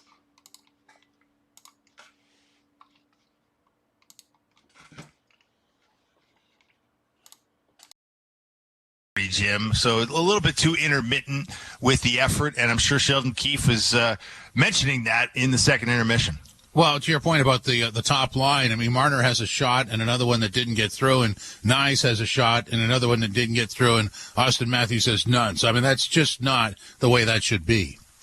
No, I mean, it's you need more from those guys, and I'm sure you'll get more from those guys because they know how to respond when it's not going their way, and we've seen it again and again. But yeah, to this moment, the fact that Jason Dickinson is one of the stars of the game with 2 goals, a guy who in his NHL career to date has had 2 goals only one time before. Jason Dickinson, a former first-round pick, by the way, who's been in the league a handful of years here, but is not known as a piler-up of goals. The fact that he's got 2 goals kind of speaks to the tone of the afternoon here. It's a little bit about the guys you don't expect to score coming out to score, from Ryan Reeves to Calle Jarnkrok to Jason Dickinson. It would behoove the guys you expect to score on the Maple Leafs to actually, chip in here in the third period and get out of here with a victory, heading to Pittsburgh for the second leg of the back-to-back on Saturday night. And just a quick thought, I thought the second line looks pretty good. Bertuzzi could have had a goal or 2. Yeah, that's one we haven't mentioned that definitely is deserving a mention, especially early in the game. The second line, and Bertuzzi in particular, they were absolutely buzzing. They were peppering Soderblom with all kinds of shots, and Soderblom. Let's be honest here. That's the other thing we haven't mentioned, Jim. The Chicago goaltending's been very good in this game. There's been Robertson's been in alone. There's been a handful of really good, grade A, high danger Maple Leaf chances that Arvid Soderblom's turned aside here. And of course, this is a guy who's looking for a win in a big way. He hasn't had a victory in the NHL since he beat the Leafs October 16th. So yeah, you don't want to give him any ideas. You don't want to give the Blackhawks any ideas here as you head into the third period up 3-2. You really want to put these guys away and not give the United Center a reason to erupt into a frenzy on this Black Friday afternoon. Leafs up 3-2 after 40 minutes of play. This is Molson Canadian Leafs Hockey on TSN 1050 and the Leafs Radio Network. Want to be certain your reno goes right? Start with Pro Materials with CertainTeed Drywall. In fire resistant, water resistant, super durable, or soundproof and top quality insulation. ceiling systems, premium shingles, and siding. Do it right with professional-grade building materials from CertainTeed. Pro all the way. Alpine News Network is here live with one of our superheroes. I run at sonic speeds, but I'm not as quick as the fastest computer. And that's exactly what Sam needed. She runs an IT firm and needed an upgrade. Within 24 hours, she was approved for a business loan. After, I stuck around to play some online games. My legs might be fast, but my thumbs, even faster. Own your home? Need a loan? Alpine Credits can help. Alpine Credits, where homeowners get approved. Just for license 12616. Get the perfect holiday gifts for hockey fans on your list at NHLShop.ca. The world's largest selection of officially licensed NHL fan gear with unique one-of-a-kind designs by Fanatics, Adidas, and more. All the latest styles for every NHL team. Don't miss out. Shop now and get today's special holiday offer. NHLShop.ca, a Fanatics experience. All right, everyone. Step up and down. Left foot, right foot. You're climbing up a trail. Now back in your Subaru with symmetrical full-time all-wheel drive and getting active in the real world. Work those abs. Driving right through the mud and left and right. Keep that core engaged and bend at the knees as you load more into your Subaru. Windows down. Take in that outdoor air and park. Get more value out of every kilometer at your local Subaru dealer, starting with award-winning safety. Hey, what? Have you heard about the amazing Black Friday deals at selloutvacations.com? No, but why are you whispering? Because these savings are like savings on top of savings. And if everyone knows, there won't be any more left. Savings on top of savings? See? Once people know, they book. Okay, with these deals, I'm booking an all-inclusive vacation in the Caribbean, a flight with the girls, and maybe an island-hopping cruise. Hurry, because with vacation deals on top of vacation deals this Black Friday, they won't stay around for long. So visit selloutvacations.com. Want to be certain your reno goes right? Start with Pro Materials with CertainTeed Drywall. In fire resistant, water resistant, super durable, or soundproof and top quality insulation. Ceiling systems, premium shingles, and siding. Do it right with professional grade building materials from CertainTeed.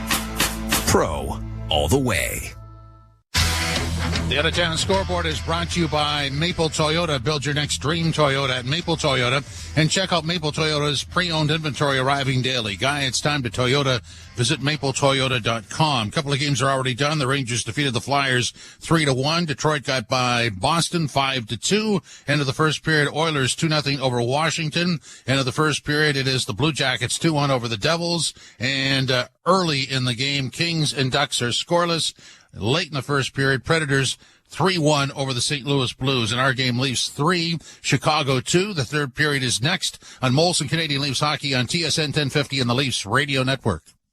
Sirius XM is the home for the best in podcasts, including Pod Save the World. I'm Tommy Vitor. Each week, me and my co-host and former White House colleague Ben Rhodes break down the biggest stories from around the world as they unfold. You'll hear from activists, politicians, and journalists as we make sense of global affairs one unprecedented week at a time. Pod Save the World is available now on the Sirius XM app. And Sirius XM Radio is free now through December 4th. Just press the button in your car to enjoy. Visit SiriusXM.com/listen free to see what's on.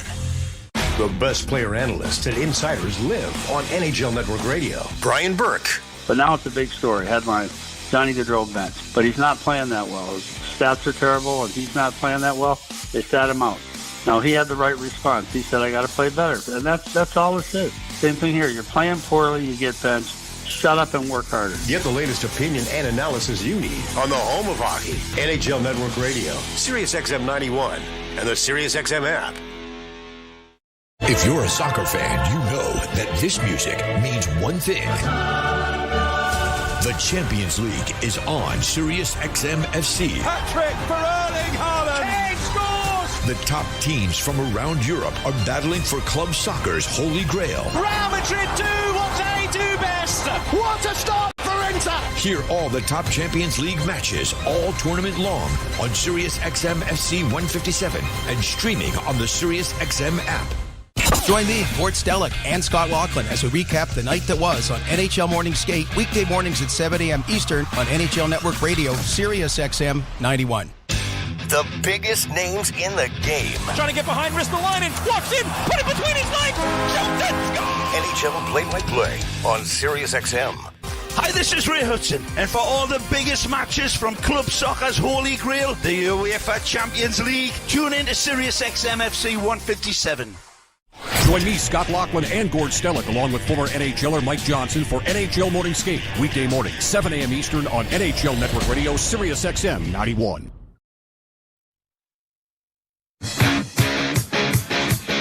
The Leafs will carry a 3-2 lead into the third period, and we would be remiss if we did not reminisce, unfortunately, the passing of Borje Salming on this day a year ago. And all of this, of course, the trip.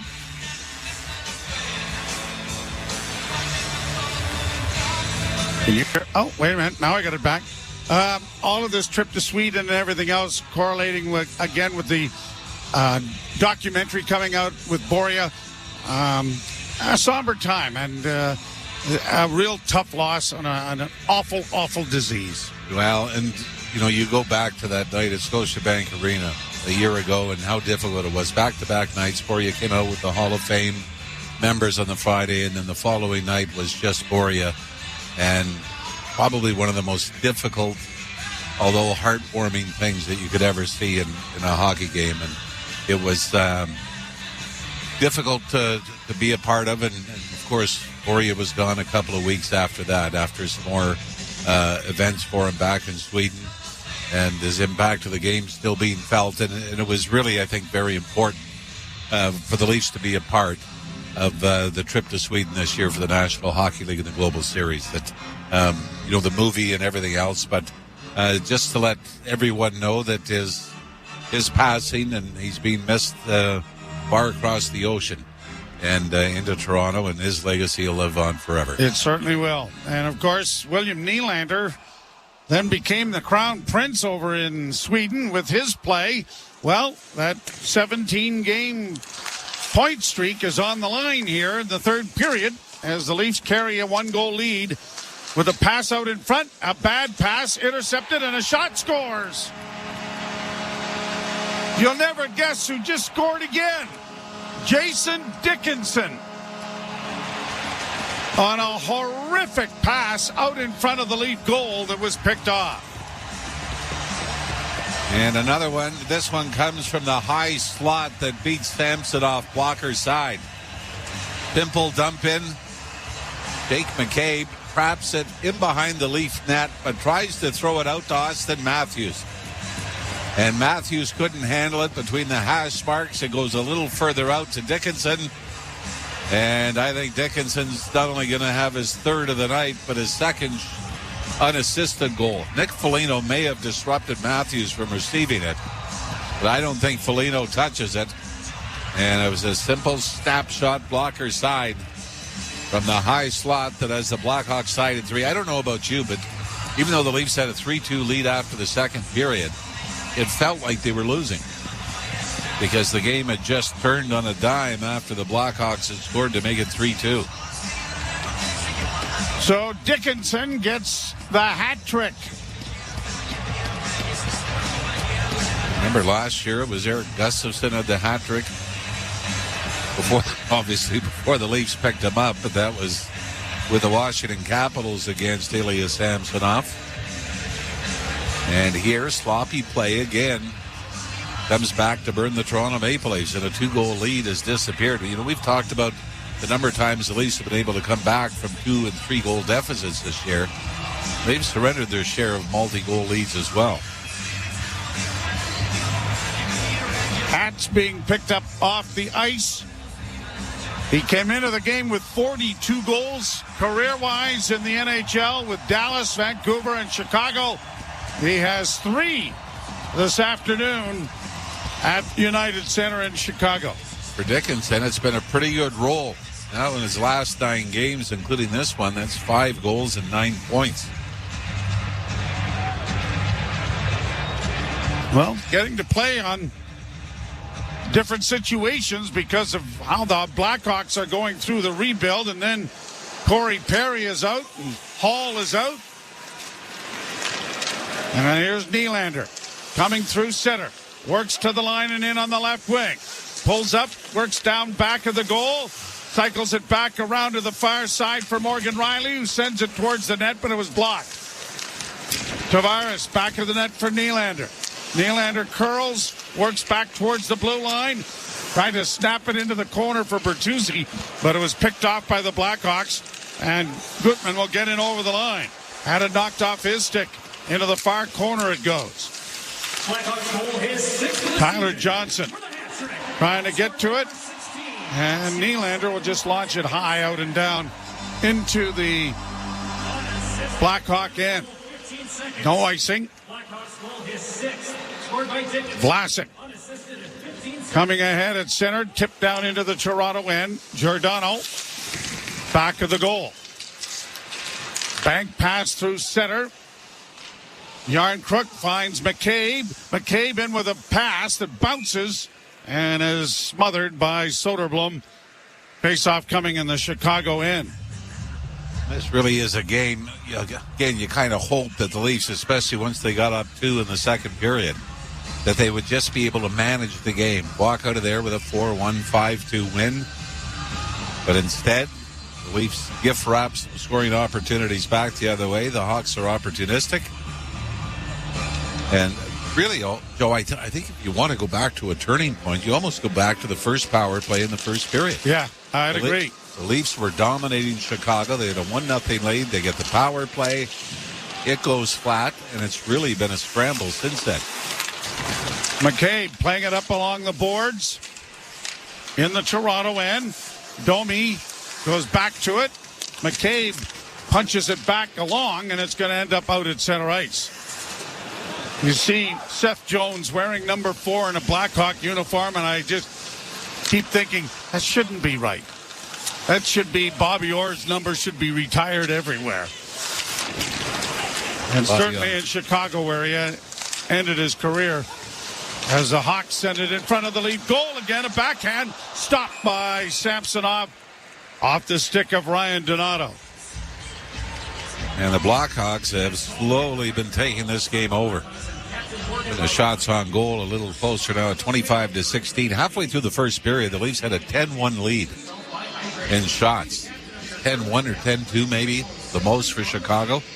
And the Leafs were in full control of this game. But as we see happen too many times, these lapses end up costing the Leafs in more ways than one. Leafs fourth line out there now as it's cleared back into the Toronto zone. Brody misses a hit, plays it back of the net for defense partner Morgan Riley. Riley got it up on the wing, but Kemp couldn't get it out for him. Chicago, Kachuk now playing it into the near corner. Brody knocked down on the play. Able to get back on his skates and come up with it. Morgan Riley will get his outlet pass, and he'll flip it down into the Chicago end. Hawks send it back along, and Donato starts back. He'll get to the red line and feed it in. Lagesson trying to reverse the puck there. Knocked down back of the net was Joey Anderson. And Lagesson finds his defense partner in Connor Timmins. Timmins just gets it to center ice. And the Leafs dominated the early going because of forecheck. Now here's another turnover, and it's Lagesson sending it to the front of the net. Bertuzzi back of the goal. Double teamed, had it knocked away by Murphy. Tavares is able to steal it back to the point. Timmins holds, changes the angle, works into the corner. Around on the boards, it's going to come to the point. Now to Nylander. Nylander trying to send it in. That was blocked. He works back towards the blue line. Nylander for Lagesson. Lagesson unable to free it up initially. Now has his skates around it, but it is knocked free by Chicago and sent down into the Toronto end. 4 minutes has been played, and the Hawks 15 seconds into the period, tying the game at 3. Nyes flips into the Chicago end. Goaltender playing it around the boards. Didn't reach Johnson. Matthews coming in. Tried to lift it up on the short side, but the glove of Soderblom stops play.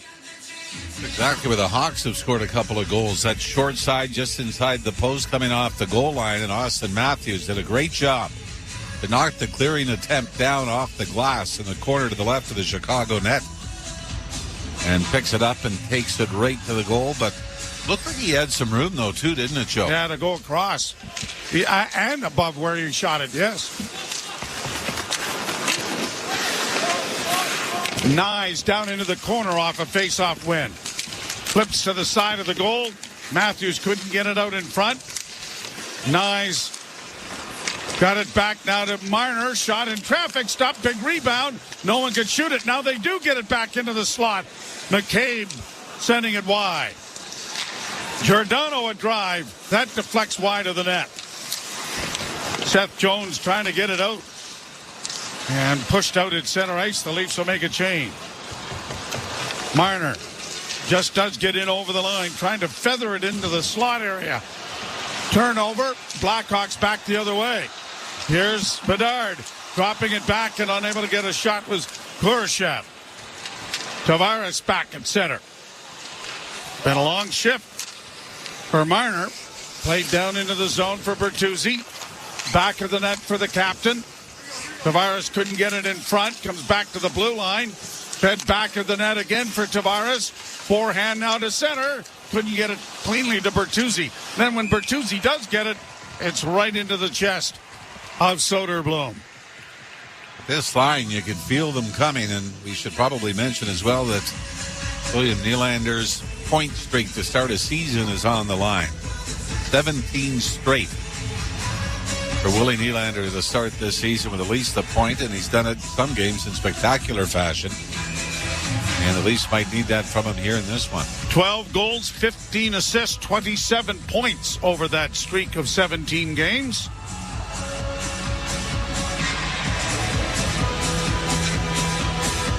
Face off to the right in the Chicago zone. Since 2000, Connor McDavid and Henrik Zetterberg had 17-game point streaks, and Danny Heatley of Ottawa had a 22-gamer. The Gretzky era is a different era. Here's Robertson in with a shot, pad save, and a big juicy rebound. And Yarncrook couldn't get it on. Bedard chased down from behind. The puck comes back at center. Jones will regroup. Blackhawks back in their own zone. 13:50 to play in the period. And the Leafs and Blackhawks are tied at 3. Brody starting out with a pass up on the wing. Marner to Matthews. Tried to get around the defense, then stole it back, then got a shot away, only to have it go off his stick up into the screen. So the Blackhawks on a big night for young Mr. Dickinson, who has scored all 3 Blackhawk goals. It's a 3-3 tie. You're listening to Molson Leaf Hockey on TSN 1050 and the Maple Leafs Radio Network. The push for the fantasy football playoffs is on Fantasy Sports Radio. Wow! Unbelievable! Don't make the wrong roster move. Don't start the wrong player. Don't make the mistake that will cost you a win. Sam Laporta has been consistently good. Touchdown, Detroit Lions! Sam Laporta! Whether you're jockeying for playoff positioning or need a win to secure your spot, get expert advice on Fantasy Sports Radio. Sirius XM 87 and on the Sirius XM app. The best player analysts and insiders live on NHL Network Radio. Brian Burke. But now it's a big story. Headline, Johnny Gaudreau bench. But he's not playing that well. His stats are terrible, and he's not playing that well. They sat him out.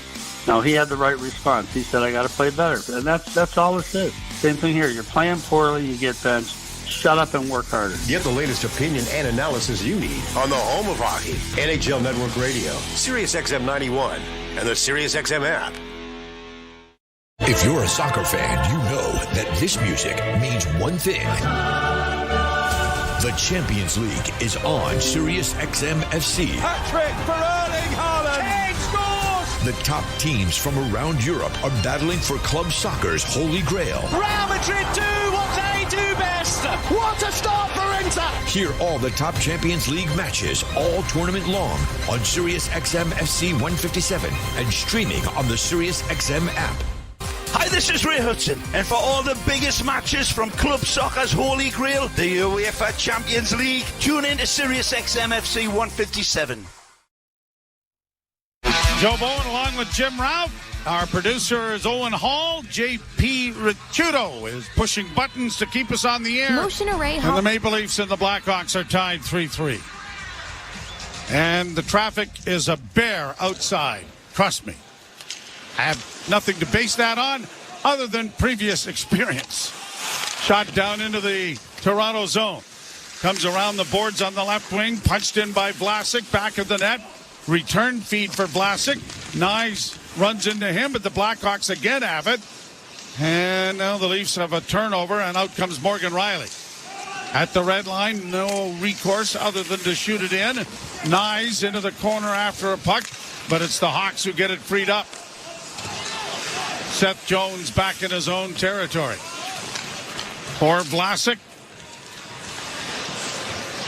And the Blackhawks organizing with 12:50 to go in the third period. Shot down into the Toronto end. McCabe got it freed up. Tavares finds Giordano, who shoots it down into the zone. Blackhawks come away with it near boards. Tyler Johnson got it out at center. Now here are the Hawks in across the line with a backhand. And that went just wide. Kept in at the point with a shot by Bedard was deflected wide. Blackhawks back in their own zone. Kevin Korchinski got it up on the right wing, and he heads to the front of the net with a shot. Pad save and a huge rebound. Poked out at center by Bertuzzi, who races after it, but he's not going to get there before Bedard did.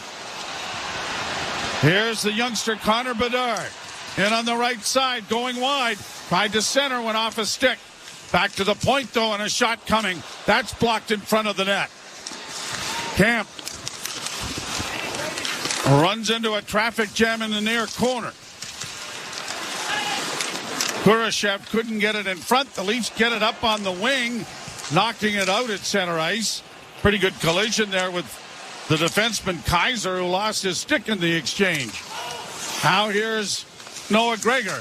Centering pass in front. Yarncrook couldn't get his stick on it. Played around the boards and out. Timmins searching for it against the boards and had it in his legs. Couldn't find it between his skates, and it's shot now out of play. Off his stick. Face-off coming in the Chicago end. 3-3 tie here in the third period. For the Blackhawks, this is the 11th time they've trailed going into the third period. They've only come back to win one of them. So they're 1-9. The Leafs, when taking a lead into the third, are a perfect 7-0, but that's going to be tested the rest of this game here in Chicago. And just when you seem to fix one part of the machine, they start to get oil starts to leak somewhere else, right? The Matthews line -2 on the night. Played down into the Toronto zone by Chicago. Lagesson did well to take care of his man. And now Timmins, trying to get the puck up on the wing, was knocked down. It comes to the point. Played back into the corner, cut off by the Maple Leafs, and quickly played ahead. Long lead pass was intercepted, though, by Jones. He shoots it back into the Toronto end. It bounced away. It came in front of the net. And I got excited there because Ilya Samsonov was nowhere near the front of the net. He went behind the net to trap it on the boards, and redirection came right back out into the slot. Domi gets bowled over by Tkachuk. And now the Leafs against the boards. It's gotten the fans revved up at United Center. And Donato, there's a couple of exchanges going on here. Reeves and Jones. We also have, I think, David Kampf tied up with a Chicago player. And it doesn't really seem like anything is going to come of this. Just Lagesson is sitting on top of one of the Chicago players. And who is that? Oh, Johnson just give him a little stick on the way up for good measure. The official was right there. I don't know if we're going to get penalties out of this or not. It all started with a big hit on Max Domi in behind the Leaf net. That was Kachuk, I believe, was a dot, and then everybody just kept banging each other. And Johnson got another good whack in on Domi, and that precipitated Reeves getting involved with Jones, and Jones wrestled Reeves to the ice, and then they got back up into a bit of a clutch. I don't think any punches were thrown. Seth Jones lost his helmet in the collision with Ryan Reeves, and Reeves then grabbed onto him and wouldn't let him off. Now, Nick Foligno was the only one over talking to the officials. And at first we saw up on the board that it was going to be a Chicago power play. Now it's showing 4-on-4, which seems a little more logical. Yeah, I would agree with you on that, Mr. Ralph. The referees, Graham Skilleter and Justin Kia, Derek Nansen and Julian Fournier are the linesmen. The roughing is going to be the call. 9:47 of the third period. Leafs had a 3-1 lead in the second period. Chicago scored late in the second, and then Jason Dickinson continued on with his hat trick in the third period, scoring his third of the night. Even when we brought up Eric Gustafsson last year, Joe, Gustafsson is a former Blackhawk when he lit up Ilya Samsonov in the Leafs about a year ago. A 3-goal game, 29-19. The shots favoring the Leafs. And maybe a little more ice time, the Leafs can get something going offensively. Seth Jones, of course, coming over from the Columbus Blue Jackets in a multiplayer and pick deal. We got Lagesson in the box as well for Toronto. Is this going to be a... Maybe it is going to be a Chicago power play now. They're still trying to... Johnson goes in. No, okay. It looks like it's all going to be a wash. Luke Richardson's not happy about it. We got 10-minute misconducts, maybe patched for the other two. Might be. And whatever Luke Richardson is being told, former Leaf and assistant Blackhawk coach Derek King listening as well to the explanation. And very seldom, now Sheldon Keefe is very animated. That must mean you made the right call. Apparently, you got both coaches upset. It's got to be the right call.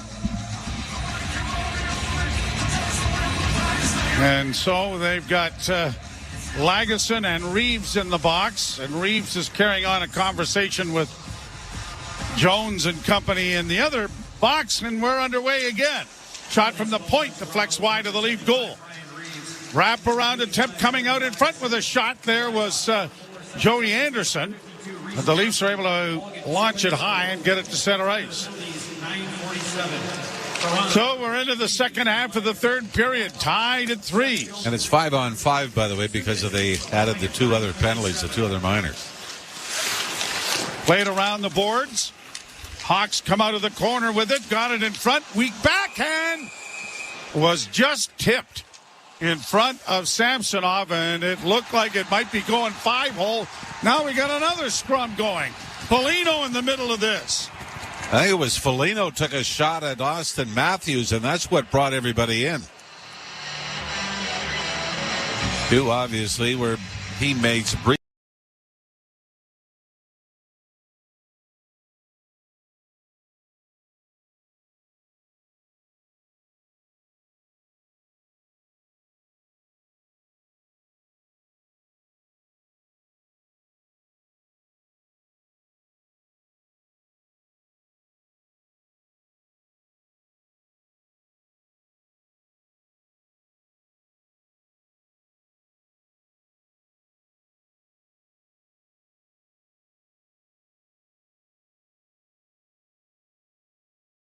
This season on CTV's Transplant, everyone is pushed to the brink, and everything will change.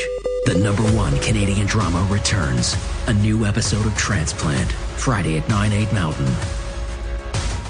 A little more physical activity after the whistle going on here in the last couple of minutes played. It looked like Foligno was headed to the penalty box, but do not believe the Leafs still going on the power play. Face-off just outside of the Toronto blue line. And the draw won by Chicago, but it goes all the way back down into the Blackhawk end. Two of the more iconic jerseys in the National Hockey League out there tonight. Shot down into the Toronto zone. Brody rings it around the boards. It will come to the point, but not out. Shot was blocked before it reached the net. Bertuzzi takes his man down, and the puck shot towards the net is blocked. And Bertuzzi in for a little rough going here now as it comes across the line. Bertuzzi back to Nylander. Tried to return the favor, but the Blackhawks pick it off. Brought back by Vlasic. Vlasic into the slot, a shot. And a kick save made there by Samsonov. Leafs elevate it to center ice. Quickly sent back into the Toronto zone. Bedard out there for Chicago. A pass broken up and sent back to the Leaf blue line. Leafs with it in their own zone. Brody's pass through center. Matthews trying to get onside again. Turns out to be offside and will be brought back into the center ice area. What a noticeable jump, though, in the game of Tyler Bertuzzi. Big hit in the Leaf zone. Was that Tyler Johnson that maybe very close to a hit from behind? Yeah, he elevated him into the boards. And then Gutman was the one. Now, really what happened, though, is Johnson tried to brace himself to protect the puck. And instead of moving back into Bertuzzi, Bertuzzi was in full speed into him. Fired by the Leafs back into the Chicago end. 3-3 tie with 8:19 to play in the third. And the Hawks are just going to elevate it into the center ice area. Chicago with a record of 1-5-0 on home ice thus far. Here's Matthews. Left wing side, Nyes. Taken down there by Dickinson. No penalty there. Now Marner for Matthews. Swung around the boards into the near corner. Played back to the point, but unable to get there was Marner. And it's all the way back into the Toronto zone.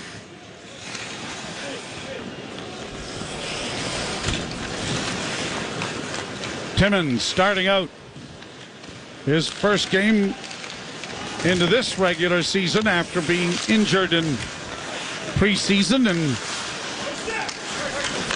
he's had such a good preseason that you figured he was going to be a mainstay. And now the Blackhawks in over the line trying to get back is Timmins, and the shot went off the side of the net. Played up on the right wing side, and Yarncrook is out. Now to Domi, and it's fired down into the zone. Puck along the boards, near corner. A shot by Robertson went high and wide, and it's been deflected up into the crowd, or at least into the screen, and out of play. This line, the Domi line, didn't get a lot of ice time in Minnesota, or against Minnesota over in Sweden last Sunday, which was the last time that the Leafs were out, but they have probably been their best line here in this game tonight. 7:05 to play in the third period.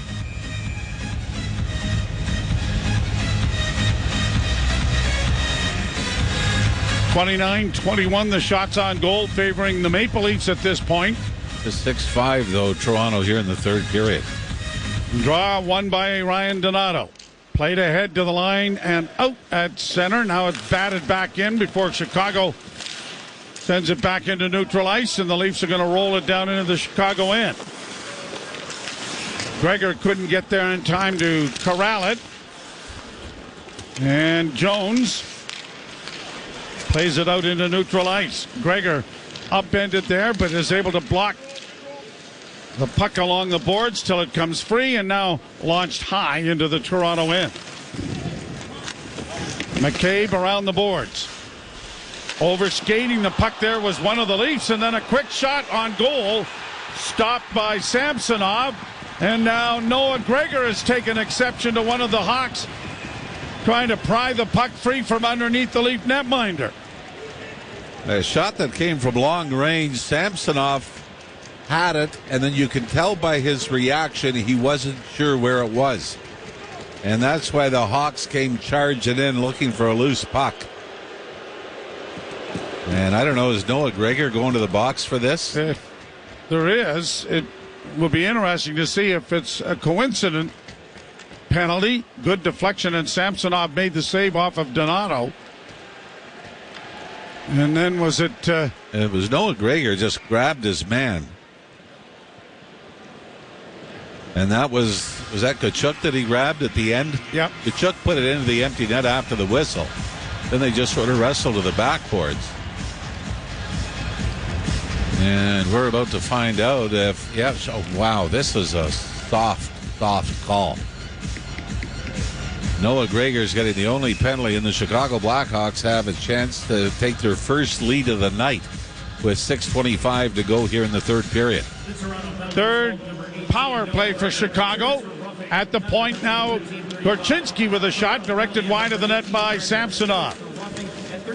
Played ahead, and now Marner mishandles the puck, but the Leafs are going to get it out at center ice anyway. Well, he might have had David Kemp sprung on an odd man rush. Bedard across the line. Reichel holds, works it back to the point. Fed in off a skate. Grabbed again by Chicago's Korchinski. Now to Bedard. Bedard works into the near corner and stops. Back to the point once more. Korchinski to the far side. Looking for Bedard on the near wing, but it's Kurashev giving the puck away, and Marner with one man back. Works to the line. Made a nifty little move. Trying to get a backhand away, and it's caught by goaltender Soderblom. He'll throw it aside for Bedard. Bedard in on the right side from a sharp angle, sent it high off the glass. Cleared by Nylander down the ice. Well, Kevin Korchinski was a Chicago defenseman back 1-on-1 against Marner. And it looked like the controller disconnected as he just got danced by the Leaf forward. Brought back in over the line now by Chicago. Upended was Donato. No call there. Good move by Camp to find open ice and then send it out and down the ice. Half minute left to go in the power play. Leafs 3 and the Blackhawks 3. 4:50 left in the third period. Pass up on the right side with the Leafs in the midst of a change. Good block then by Giordano, but he played it into the corner. No one was there. Back to the point to Foligno. Foligno down the left wing boards. Centers in front of the net. Intercepted by Matthews. He'll skate it out at center.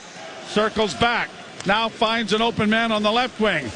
Giordano trying to drive the net. Got a shot away from a sharp angle that was handled easily there by Soderblom. Now the puck comes out in front of the net.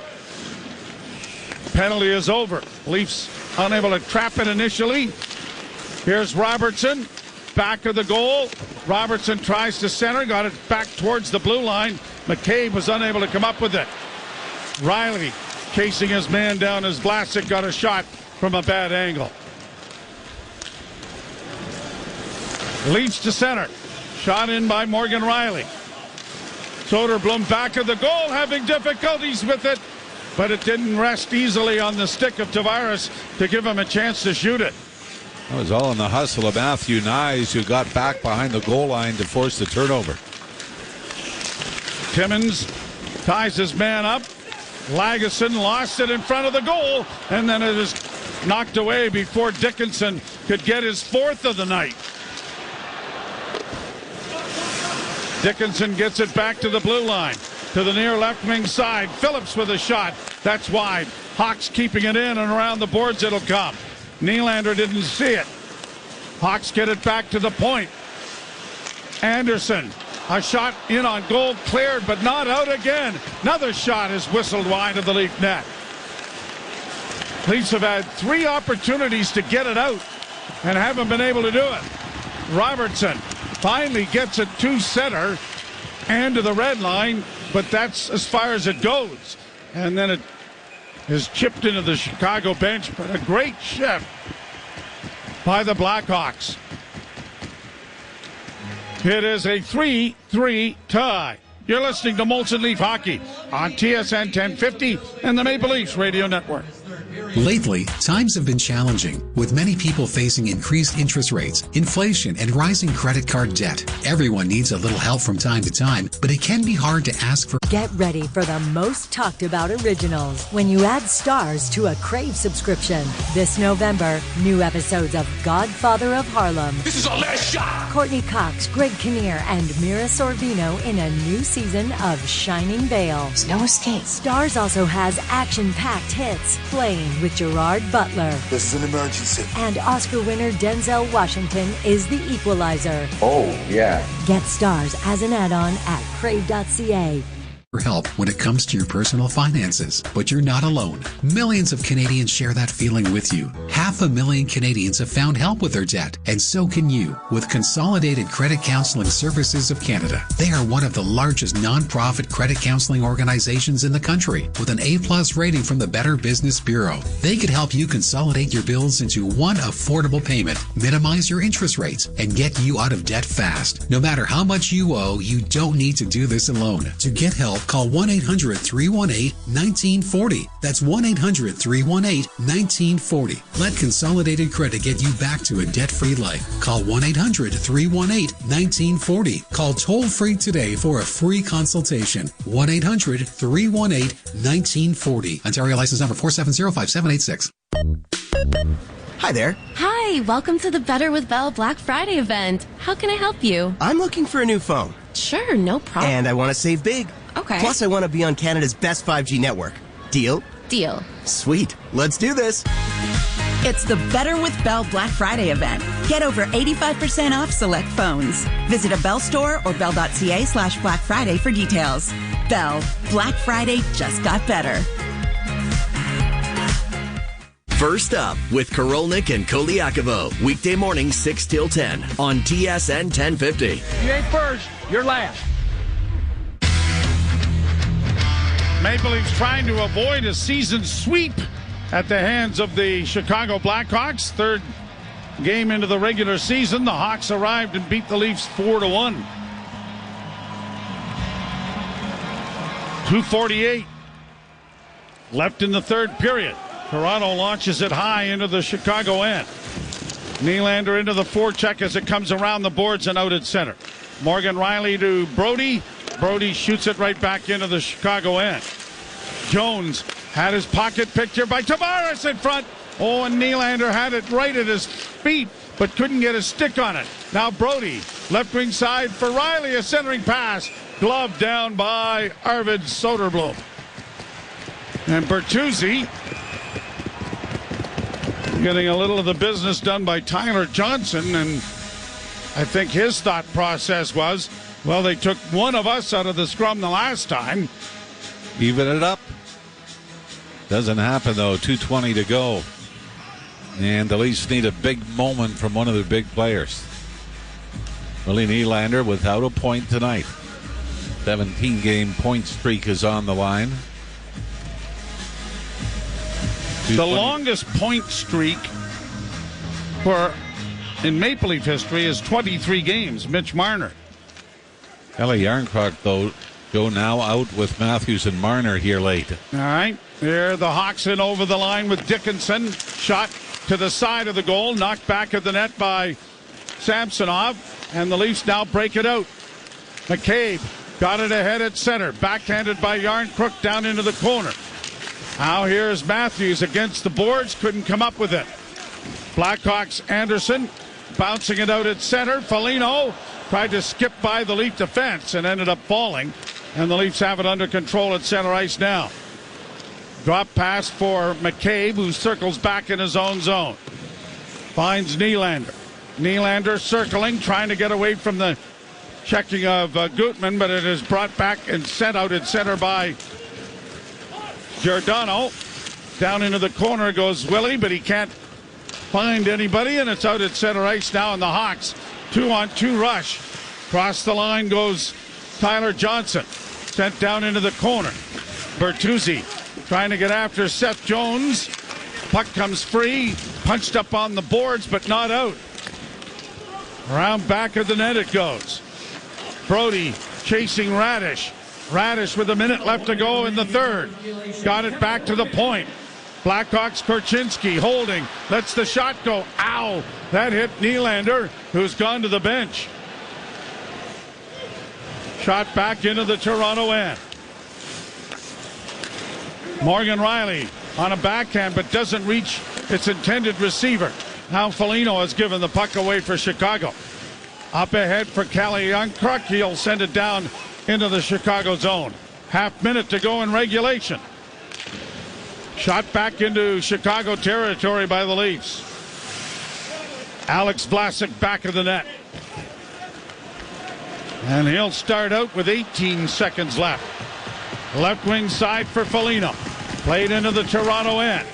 Giordano punches it up the boards and out at center. Racing after it was Noah Gregor. He couldn't come up with it. And it's launched high to center ice and fed in on goal as the horn brings an end to regulation play. So the Leafs with a 2-goal lead in the second period see it disappear into the third, and back to overtime they will go. They've had some success coming into this one. Half their games, one, have come with extra time, and they've got another chance to do it here. And is Willie Nylander in position to be the hero again? Well, we'll wait and see. You're listening to Molson Leaf Hockey on TSN 1050 and the Maple Leafs Radio Network. Lately, times have been challenging, with many people facing increased interest rates, inflation, and rising credit card debt. Everyone needs a little help from time to time, but it can be hard to ask. Get ready for the most talked about originals when you add stars to a Crave subscription. This November, new episodes of Godfather of Harlem. This is our last shot. Courtney Cox, Greg Kinnear, and Mira Sorvino in a new season of Shining Vale. There's no escape. Stars also has action-packed hits, playing with Gerard Butler. This is an emergency. And Oscar winner Denzel Washington is the equalizer. Oh, yeah. Get Stars as an add-on at crave.ca. And they've found back-to-back games now where they had 2-goal leads that disappeared. Remember the game in Minnesota? The Leafs went up 3-1 in the third period. Wild responded with a couple of goals before the end of regulation, and that set the stage for Willie Nylander's dramatic overtime winner. Chicago's 1-0 on the season. Their only overtime game came in Vegas against the Golden Knights. Philip Kurashev scored a power play goal in overtime for the Blackhawks. Leafs had just 4 shots in the third period. Hawks have controlled the faceoff.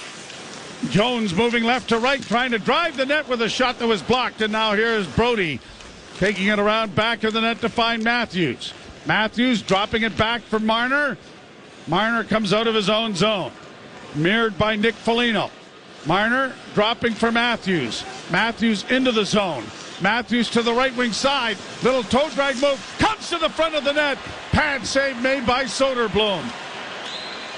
How is your controller working there? XX. Yes. Left stick. Wow.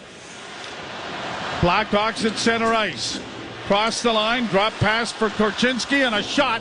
Gloved by goaltender Samsonov, and as he tried to throw it ahead, he gave it back to the Blackhawks. Yeah, he threw it a little too far and out of the reach of Willie Nylander. Here's Korchinski back in. Right wing side, drops it back a shot. That went wide. Corralled by Kurashev. Back to the point. Near side, Bedard. Glove save and a good one made by Samsonov, and this time he decides, let's have a face-off. Well, maybe part of it was Willie Nylander didn't have a stick. And the Hawks really, Joe, I mean, you've got to recognize, and it was Connor Bedard took the shot. And I guess when he's got the puck in a shooting spot, you want him to take it. But, man, you would have thought they'd be able to exploit Nylander being on without a stick. Almost having a 3-on-2 power play. And because they change ends for the overtime, it's the long change. Face off in the Toronto zone. Won by the Maple Leafs. Yarncrook and David Kampf. Bit of a different tandem than we've seen before. Yarncrook holding, dropping it off.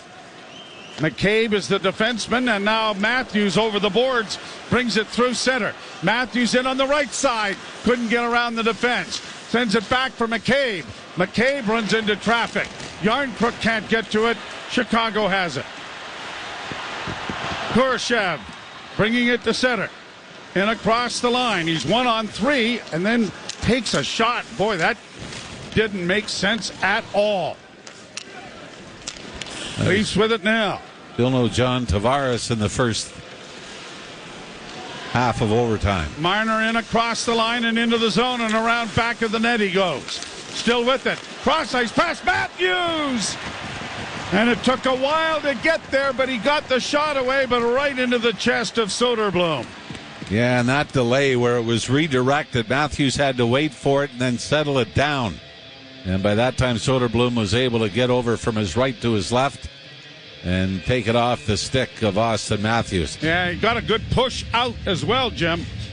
Yeah, I mean, this wasn't just getting over. Like you said, he got over, and then there was that push out to try to take the angle away. And here's Tavares now out with Nylander. With Nylander, puck to the goal crease area, but the Hawks get it ahead. Seth Jones in over the line. Radish going to the front of the net, and the shot went off a leg wide, and now Nylander playing it ahead for Morgan Rielly. Rielly and a bouncing puck, can't control it. Reichel got it out at center. Brings it to the line and in with Jones. Drop pass for Jones. Great play by Tavares, and a breakaway chance for Nylander from center ice. Willie with the game on his stick. Backhand off the crossbar. Oh, I thought that was in. Yeah. Back to the near side. Radish rolling it in. Nylander didn't celebrate. Now he has it again.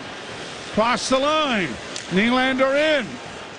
The graphic, in fact, went up on our screen saying goal, but not yet. Back to the point. Leafs keep it alive to Domi. Domi looking for his first of the season, and smothered by Soderblom.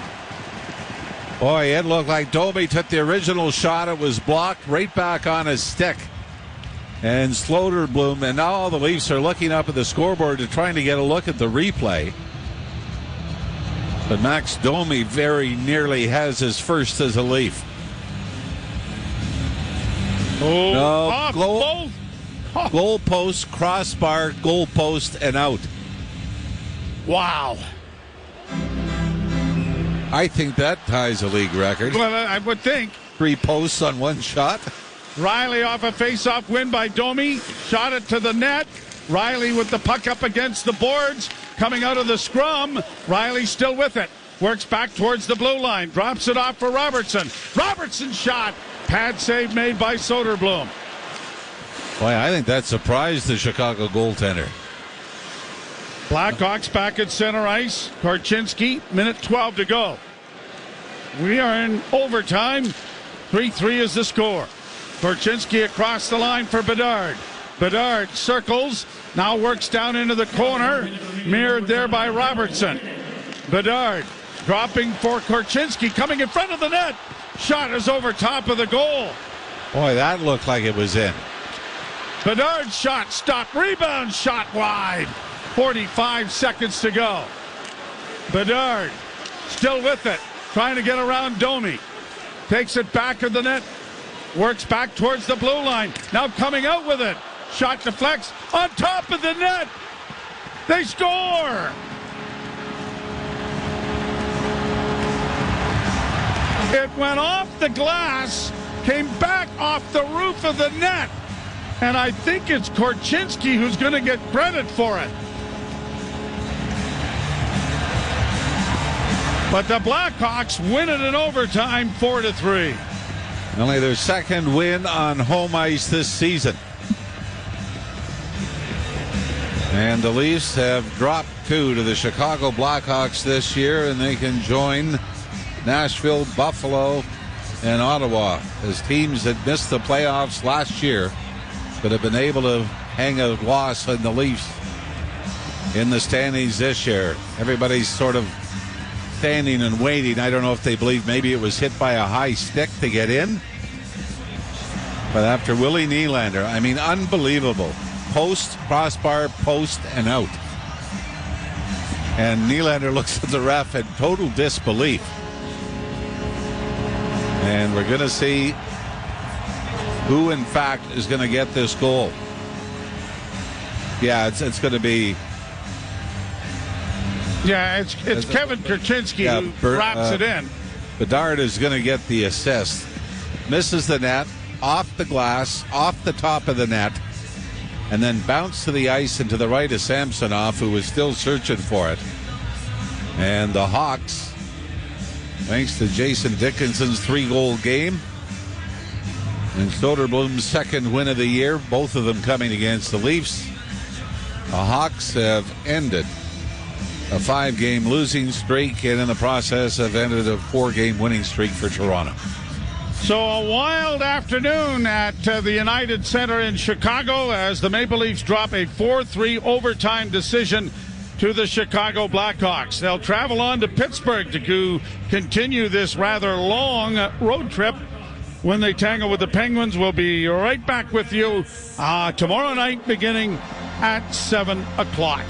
Stay tuned for the post-game show with Jim Taddy and Dave Feschuk. You're listening to Molson Leaf Hockey on TSN 1050 and the Maple Leafs Radio Network. Do you have an invention idea?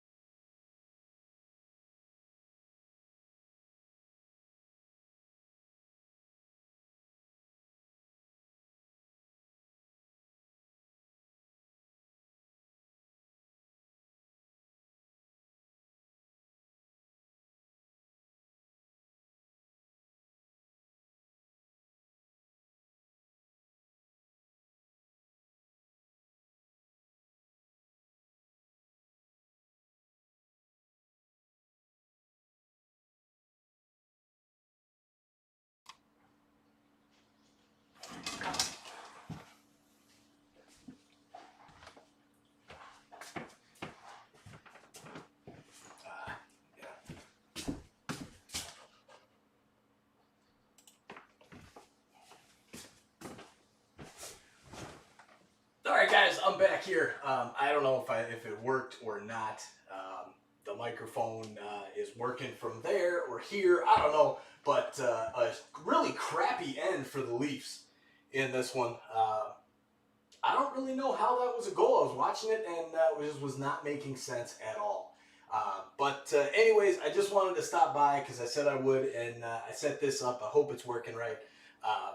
But give you guys some thoughts during the intermission breaks, whatnot, when I'm home to do a game and have the time, because who knows when that will be. But real disappointing loss for the Leafs today. Glad I didn't take the kids down and buy tickets because the tickets went up on the Game Time app. But it would have been fun. But hey, we lost the point there at the end, but still get one.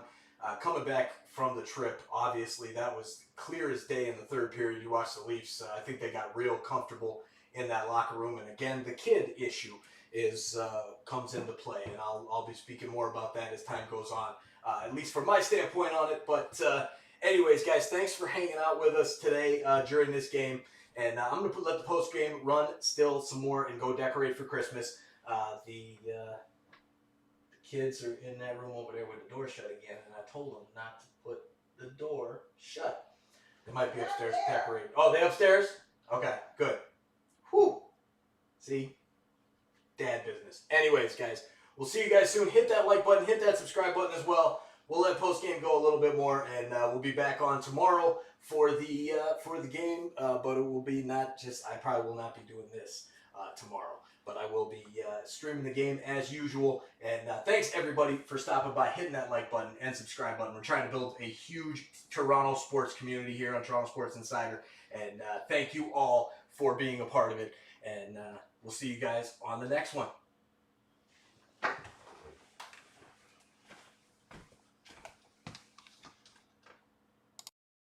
Of Harlem. This is our last shot. Courtney Cox, Greg Kinnear, and Mira Sorvino in a new season of Shining Vale. There's no escape. Stars also has action-packed hits, Playing with Gerard Butler. This is an emergency. And Oscar winner Denzel Washington is the equalizer. Oh, yeah. Get Stars as an add-on at crave.ca.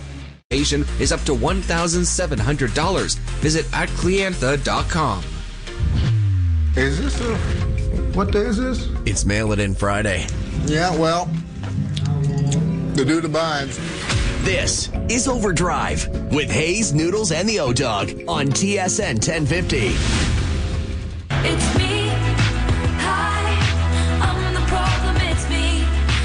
All right, here we go. Overdrive off and running, a little bit delayed, but that happens very rarely with the Leafs playing afternoon games, and it's been a very strange schedule the last few weeks, them going through Stockholm and then in Chicago today.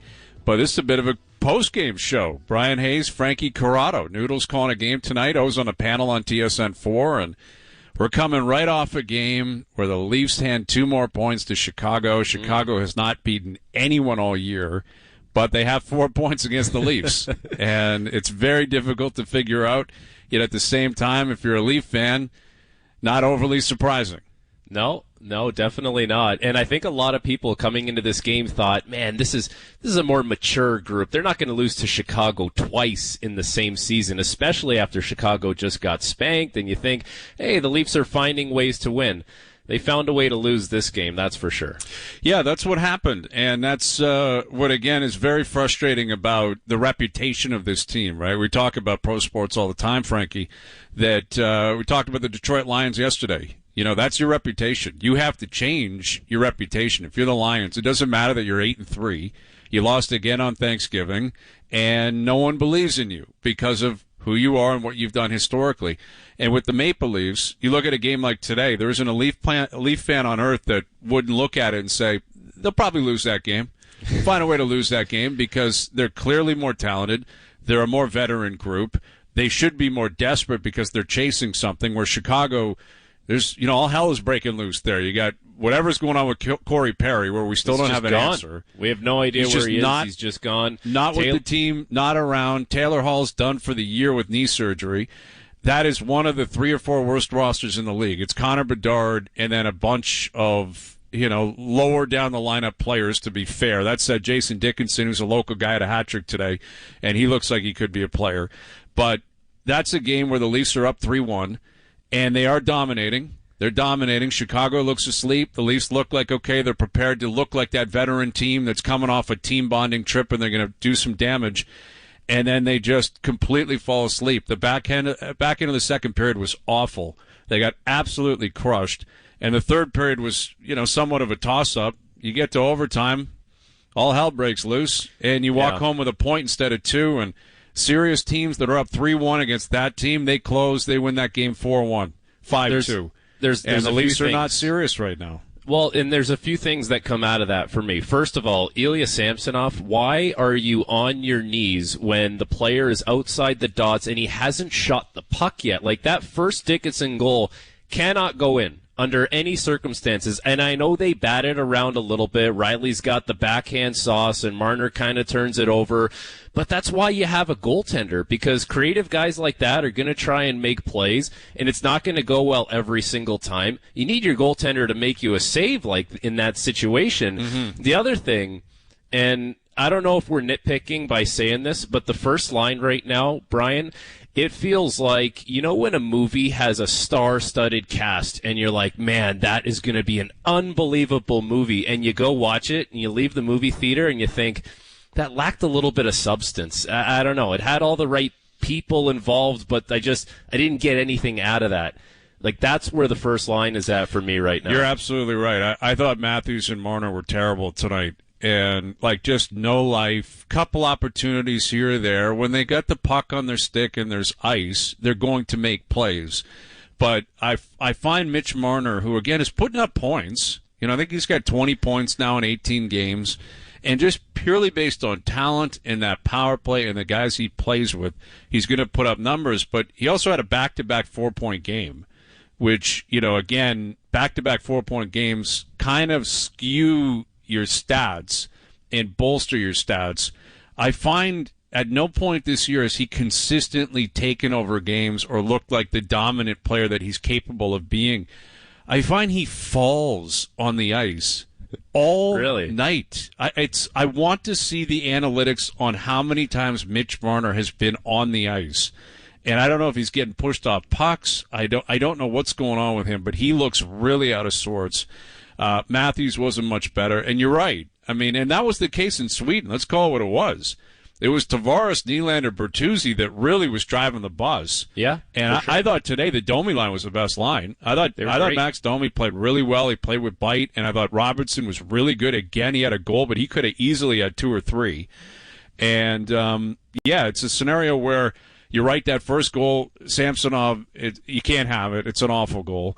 And then Dickinson with his hat-trick goal, that's on Jake McCabe, where you were a defenseman in the NHL. Having that much time in your own zone is a rarity in the NHL. And McCabe had a ton, and he throws a pizza up the middle, and it's in the back of the net, and all of a sudden it's 3-3. He jammed him up badly. He jammed him up, and it's early in the period. It's like that's the kind of situational awareness that you want to see from this team that lets you know like they've matured and learned some things. It's like you don't need to make that play right then, right now, right? You can punt that one, live to fight another day. It's all good because, and I think Johnny brought this up on the broadcast when it was 3-1 for the Leafs. It's like if they just focused in for about 10 more minutes there and really put the screws to Chicago, maybe you get another goal. It's like those guys will check out of that game, man. They're beat down team. They don't have it in them to climb that kind of hill. But in typical Maple Leafs fashion with this group, we've seen it a number of times over the past few seasons. They let a team like that climb back into the game.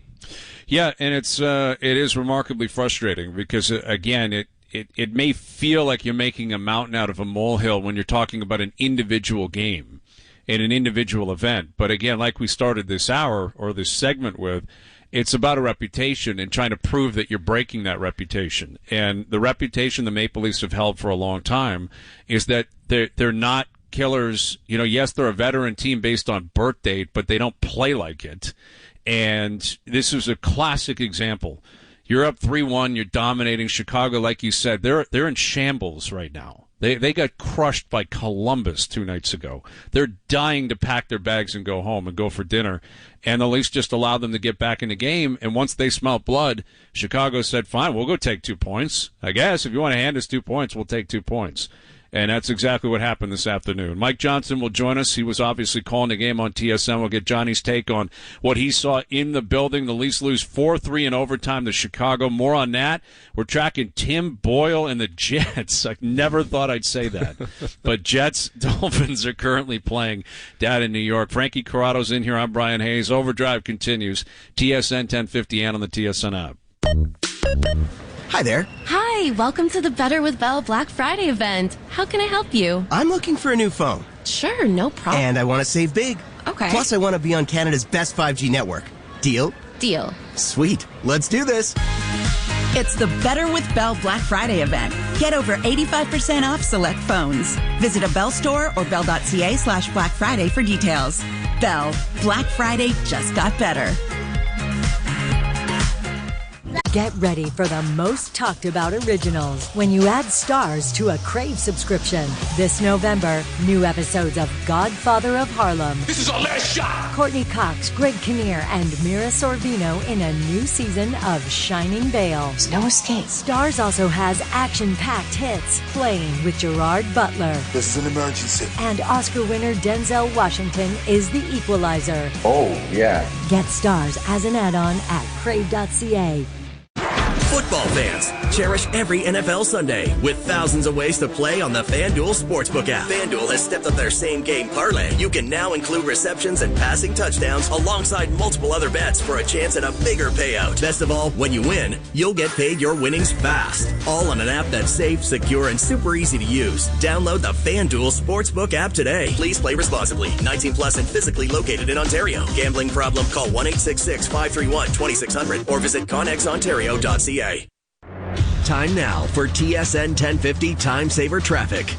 Well, the truck went right through the boards. QEW eastbound approaching Walker's Line 2. Right lane's blocked as went through the guardrail, and South Service Road is blocked as a result. We also have a collision on the 404 southbound express approaching the 401, blocking 2 right lanes. How about the 403 westbound to Mavis, a collision? That's blocking the HOV and left lane. It continues to be a busy one on your Friday afternoon drive.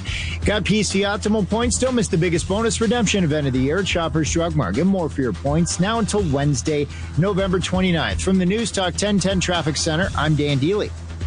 Get ready for the most talked about originals when you add stars to a Crave subscription. This November, new episodes of Godfather of Harlem. This is our last shot. Courtney Cox, Greg Kinnear, and Mira Sorvino in a new season of Shining Vale. There's no escape. Stars also has action-packed hits, Playing with Gerard Butler. This is an emergency. And Oscar winner Denzel Washington is the equalizer. Oh, yeah. Get Stars as an add-on at crave.ca.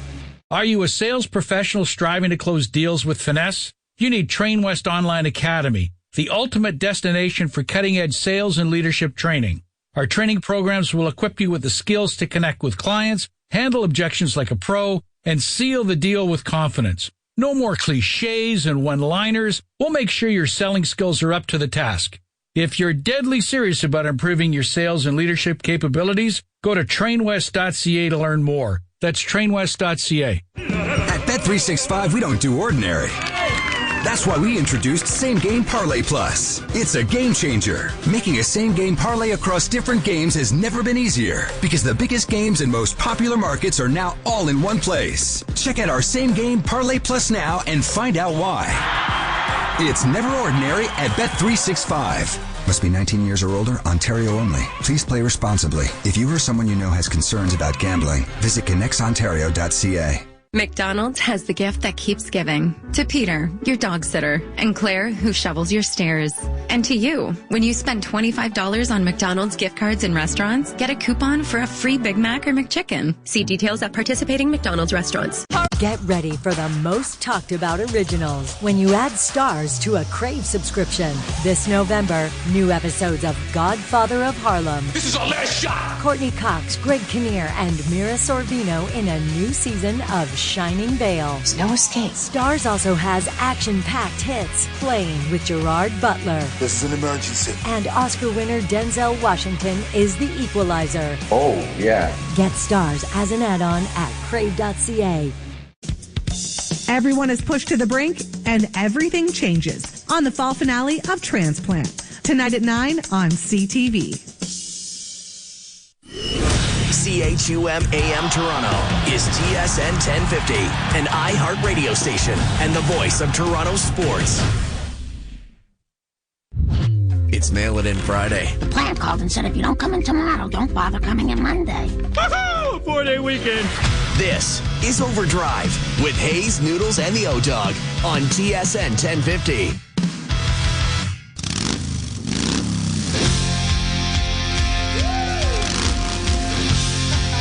Overdrive continues, brought to you by FanDuel. Hour 2 here. Brian Hayes, Frankie Corrado. A little bit of a post-game show here on TSN Radio. Of course, the Leafs were down in Chicago this afternoon. You heard the game right here on TSN. And the Leafs losing 4-3 in overtime. They had a 3-1 lead. They were pushing, and then all of a sudden Jason Dickinson pots 3 for the Blackhawks. And William Nylander, if you're wondering, did not have a point. So his streak ends at 17. He did have a breakaway, like a clear-cut breakaway in overtime where he went post, crossbar, post, and out. I mean, outrageous. That close, Frankie, from him pushing it not only to 18 games, but winning another one in overtime for the Leafs. Dude, you couldn't do that if you tried 10 times in a row. And the game is on his stick, and regardless of what happened in the third period, whether it was a toss-up and wasn't a great period for the Leafs, they still had an opportunity to win that game. And I think that's what probably would sting some people, like driving home right now after watching that game or listening to that game. It's like, regardless of what went down, there was still an opportunity for them to win. They don't win. They drop another one.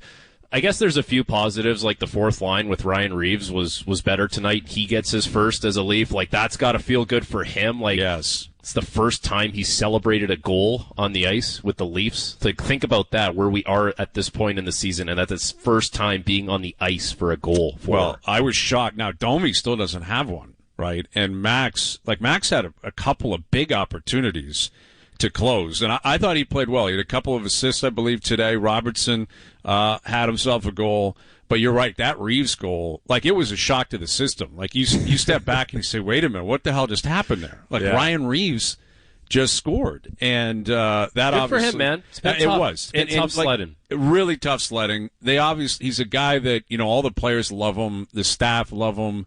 To his credit, like, he hasn't been sulking or anything. He's been out of the lineup because he was, it's justified him coming out of the lineup. But what you also did notice, and this is where I wonder about where he falls in line in the future, is I think they put him in here because they thought it's Chicago, we can slide him in, right? And he scores to make it 3-1. They're up 3-1. And at that point, I'm sure Keefe and company are thinking, this worked out beautifully. Everything's positives. Everything's all good. He can get on the bird to Pittsburgh feeling happy. We're all happy for him. We're all happy for each other because they got 2 points. And then all of a sudden, it's 3-3, like 15 seconds into the third period, and they didn't play him really in the third period. No. And that's the reality, is that you get in a tie game with 10, 15 minutes to go, and you're facing a scenario where it's 11 forwards. Yeah. And that is just the nature of Ryan Reeves, and it would have been the case even if he hadn't been healthy scratched, even if he hadn't had the tough start to the season. That's just the reality you're going to have with a guy like that. But it was a cool story that he got the goal. Yeah. That is a cool story. There was some feistiness to that game. Like, that game picked up, and there was some intensity, and Reeves was getting into it with Seth Jones. And I found it weird that, I can't remember which Blackhawks player it was, but he shot the puck in the Leafs net after the whistle had gone.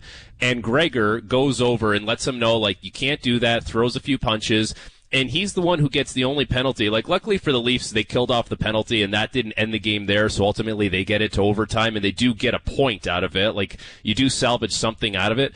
But I'm watching that thinking, like, man, these guys, damned if you do, damned if you don't. Because if no one goes over there and says anything about that, we're coming on the post-game show here on Overdrive talking about how this team has no pushback and no fight, and they let guys do whatever they want, and then the guy goes and does something about it, and he gets the only. I thought that was really strange. Yeah. Gregor's not going over there doing anything if the guy doesn't shoot the puck in the net after the whistle. Right, and I think it was Boris Kachuk who actually was really physical today. He's a big guy.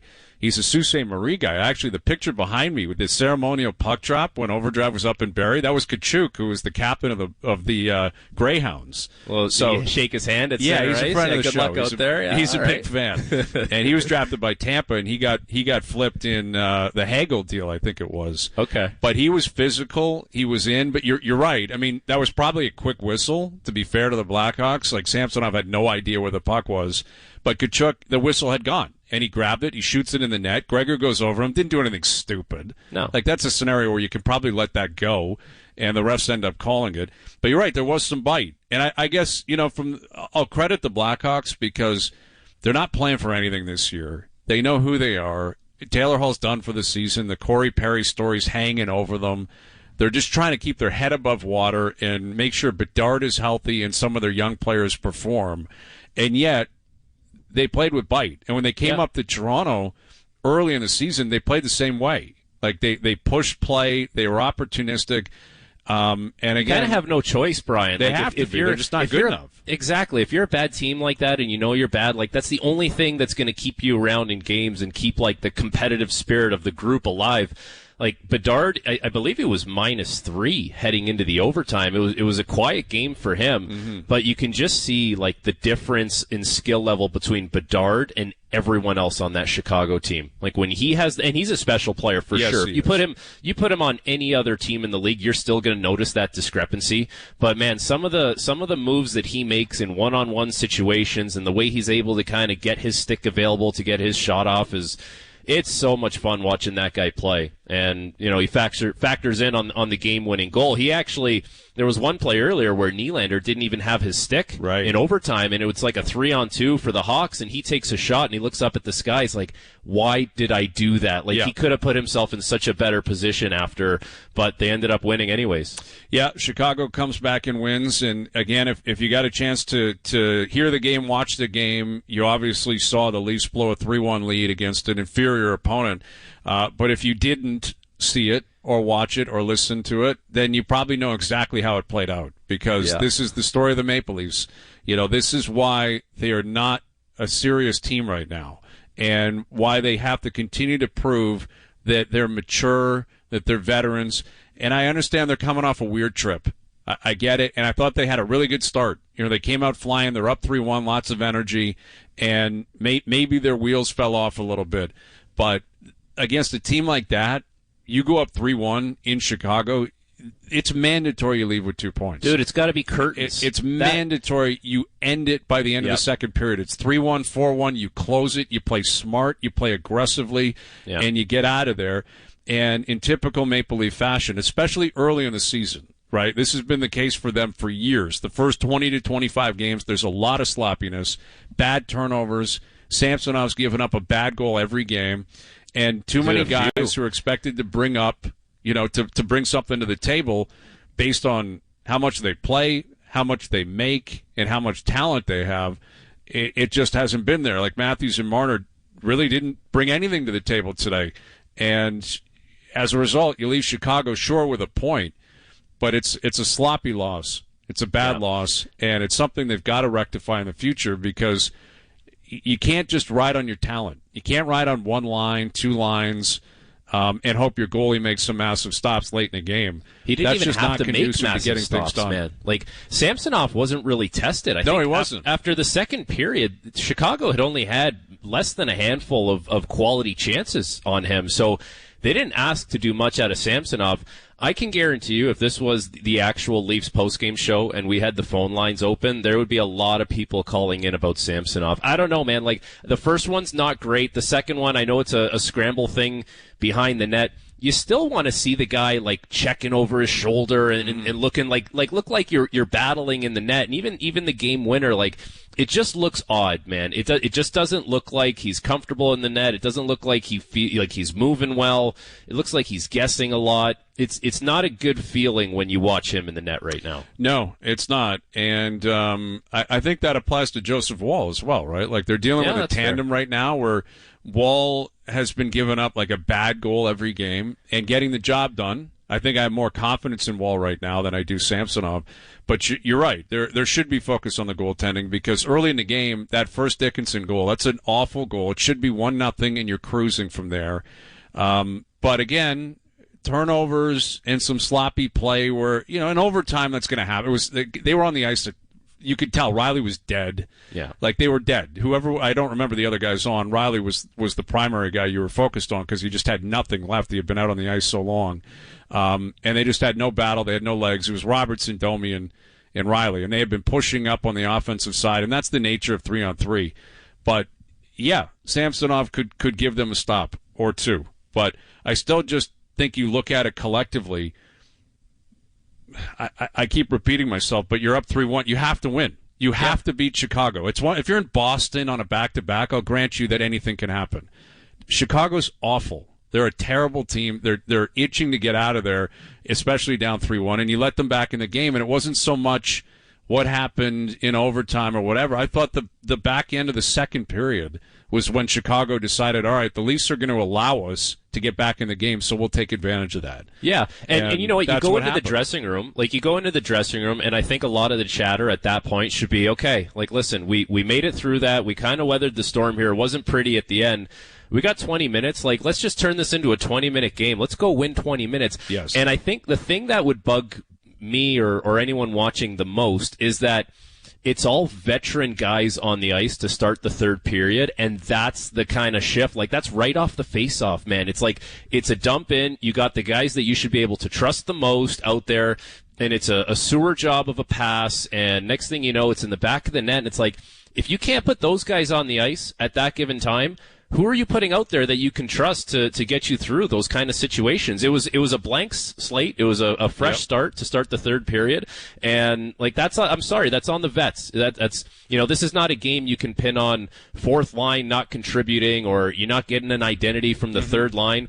It's the goaltender that can't make a save when you need it. And it's the first line that, quite frankly, in a game like that, they should be dominating that game. Yes. Like, they should be taking over that game because they are superior to their opponent. And instead of that being the case, they give them a freebie to start the third period. Yeah, that's right. And Jake McCabe has struggled, a lot this year. He's obviously had that injury that took him out of the lineup for a while, but he struggled. He struggled with the puck, and he made the mistake to start the third period, which can't happen. Again, that's a veteran guy. Like, these are veteran players. They're a veteran team. They're one of the 3 or 4 oldest teams in the league. Like, it should be routine, these type of situations.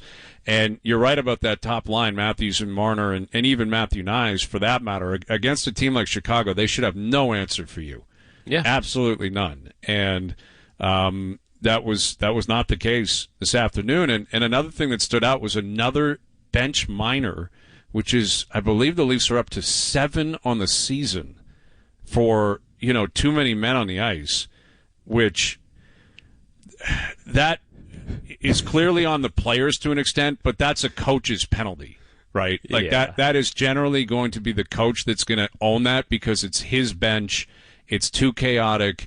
Either the messaging isn't getting through, you're mixing up lines too much, or whatever it is. But they've played 18 games, and they've had 7 bench minors. Did you see that one tonight? Like, did you see there was a clip on Twitter going around of, like, the screenshot of it, how egregious the change was? And it was the D, which pains me, because I like to think a lot of these things stem from the forwards, and a lot of the times they just like to blame the D, but there's no hiding from that one. I don't know who's changing, but the one Leafs D-man, he's like, I don't know, halfway in the middle of the ice near the blue line, and both guys are on the ice involved in, like, it's not even close. Not even close. Like, that's on the players 100%. Like, bust your ass to get off the ice. The guy who's coming on the ice, take a look and make sure you don't touch the. It's pretty simple. Yeah, but again, that's where the coach, like, he's going to have to chew on it, because that would speak to details. It would speak to, fundamentals. A change that's just a veteran fundamental. Like, you understand, you have to change with an appropriate level of effort. And Dude, it sounds so elementary. I can't believe we're talking about that. Exactly, and that's what sticks out about the game. Like, again, the glass half full from a Leaf perspective is you still got a point. And now you go to Pittsburgh tomorrow, and it's early in the season, and they do have a history of being sloppy the first 20, 25 games, and then they figure it out, they move on, and this head coach, Sheldon Keefe, has a history of not liking what he sees early and generally ironing things out, and by the end of the year, they're fine, and I fully expect that will be the case. But it's like, why put yourself in this position every single year? Why continue to have sloppy areas of play that are just completely unnecessary, and a team that is crossing T's and dotting I's, like a Boston Bruin team, like a Vegas Golden Knights team, like a Colorado Avalanche team, in other words, the true cup contending teams. Yes, they make mistakes. Everyone's going to make mistakes. You're going to lose games. You're going to blow leads. That's going to happen.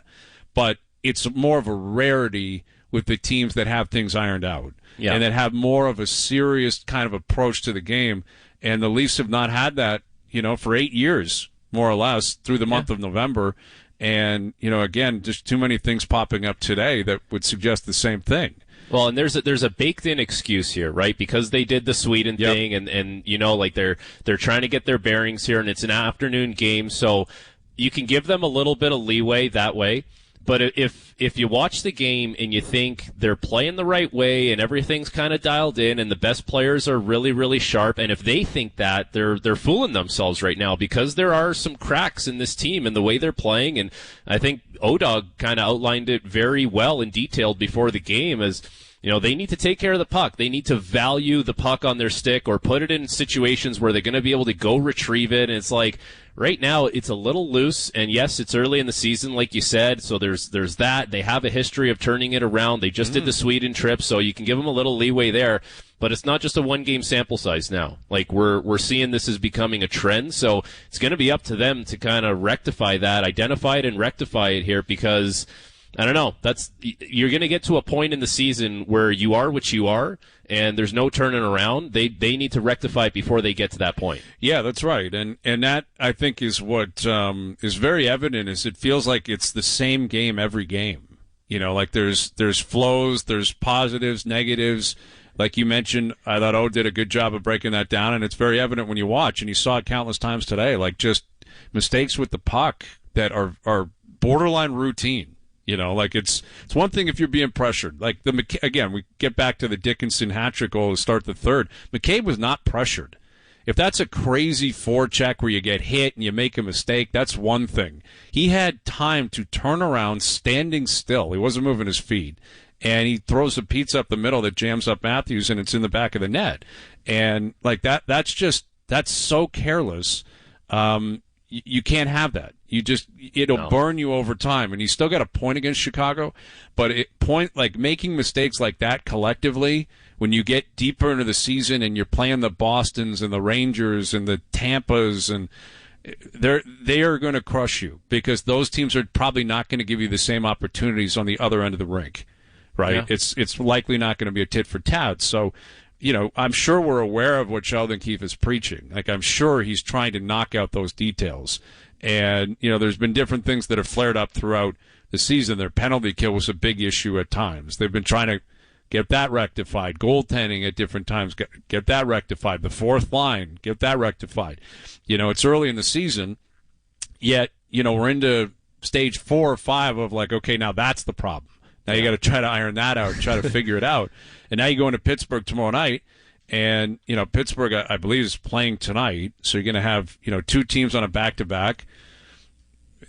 Pittsburgh's not a great team. Right? No, they're struggling. They're struggling greatly, and we'll see how the Leafs get off the schneid tomorrow night.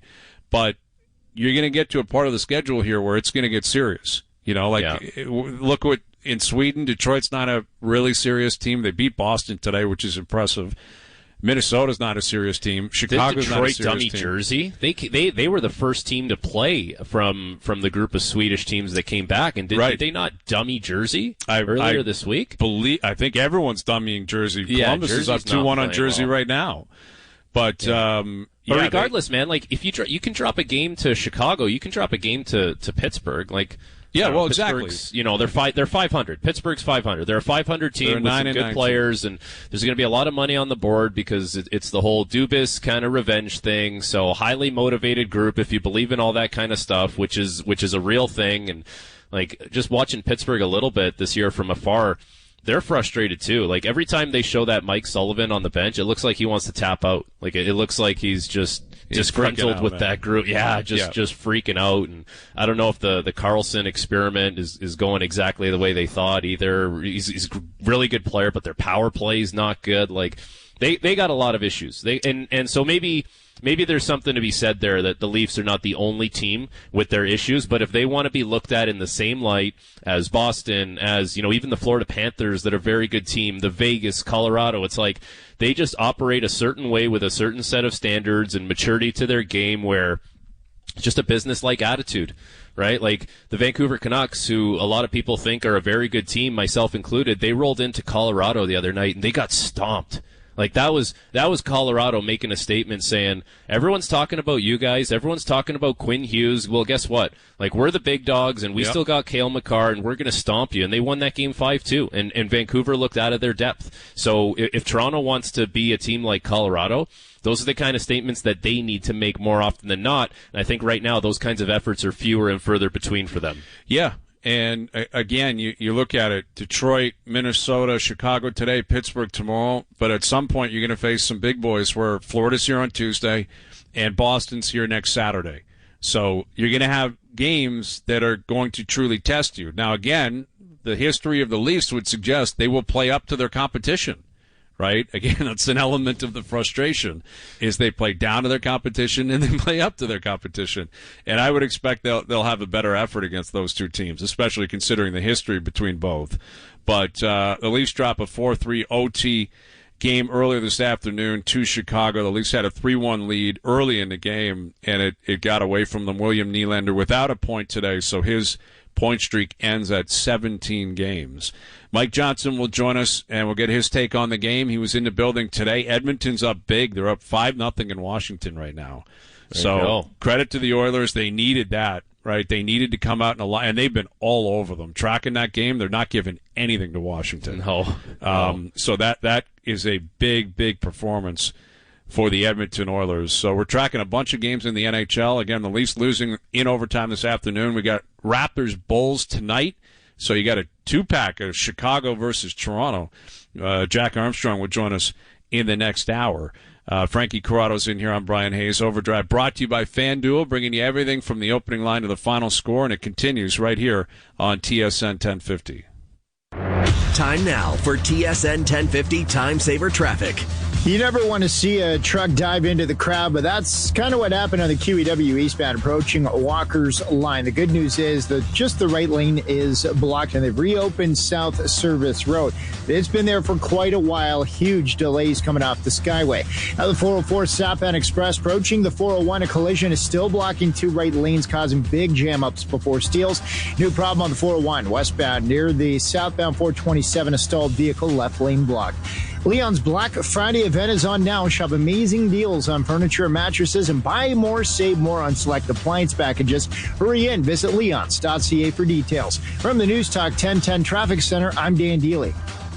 First up with Korolnik and Koliakovo. Weekday morning 6 till 10 on TSN 1050. You ain't first, you're last. Get ready for the most talked about originals when you add stars to a Crave subscription. This November, new episodes of Godfather of Harlem. This is our last shot. Courtney Cox, Greg Kinnear, and Mira Sorvino in a new season of Shining Vale. There's no escape. Stars also has action-packed hits, Playing with Gerard Butler. This is an emergency. And Oscar winner Denzel Washington is the equalizer. Oh, yeah. Get Stars as an add-on at crave.ca. Download the FanDuel app and take Overdrive with you 24/7. Listen to Hayes, Noodles, and the O-Dog for insights, interviews, and banter on the week's biggest NFL games before you place your bets on Sundays. Thursday nights, ride with the guys as FanDuel is the exclusive home of the Overdrive Same Game Parlay. Winners get paid fast, all on an app that's safe, secure, and easy to use. Download the FanDuel Sportsbook app today. Please play responsibly. 18 plus and physically located in Ontario. Gambling problem? Call 1-866-531-2600 or visit conexontario.ca. Karen and Bob needed to sell to move out of the city, so they contacted their good friend Jerry for recommendations. They hadn't moved in over 20 years and were nervous and apprehensive about the current market. Well, you guessed it, Franklin & Associates were recommended, and they sprung into action with their multi-million-dollar marketing system and the home sale guarantee. They received 2 offers, and it was sold for over asking price. Stress gone. Most agents start marketing after you list with them. Frank is marketing long before he meets a potential seller. That's why he has buyers lined up as soon as he lists a home. So call Frank Leone Associates, the only team that I recommend, at 416-917-5466. That's 416-917-LION. They are the #1 RE/MAX team in Toronto and the GTA. Don't take your chances with your largest investment. Go to getleo.com, that's getleo.com, and you can start packing with confidence. Sleeves up! It's now easier than ever to book your flu shot at one of our 1,100 pharmacies. Book your flu shot at shoppersdrugmart.ca/flu or with the PC Health app. Subject to vaccine availability, limitations apply.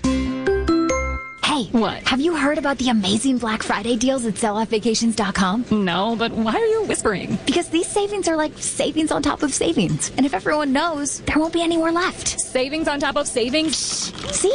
Once people know, they book. Okay, with these deals, I'm booking an all-inclusive vacation in the Caribbean, a flight with the girls, and maybe an island-hopping cruise. Hurry, because with vacation deals on top of vacation deals this Black Friday, they won't stay around for long. So visit selloutvacations.com. Hey, it's Brian Hayes. One thing I don't play around with is my fall eaves cleaning. That's because I've learned the hard way and had to deal with costly repairs in the past. So I hopped on the Jiffy app and was paired with Corey. He came the next day, cleared my eaves, and even sent me photos so I could see what was going on up there. Jiffy makes all my fall maintenance so simple. That's why they're my go-to. Download the Jiffy app or sign up at jiffyondemand.com with the code SPORTS to save $25 off your first job. Jiffy, fast and reliable home maintenance. Catch Molson Leafs hockey on TSN 1050.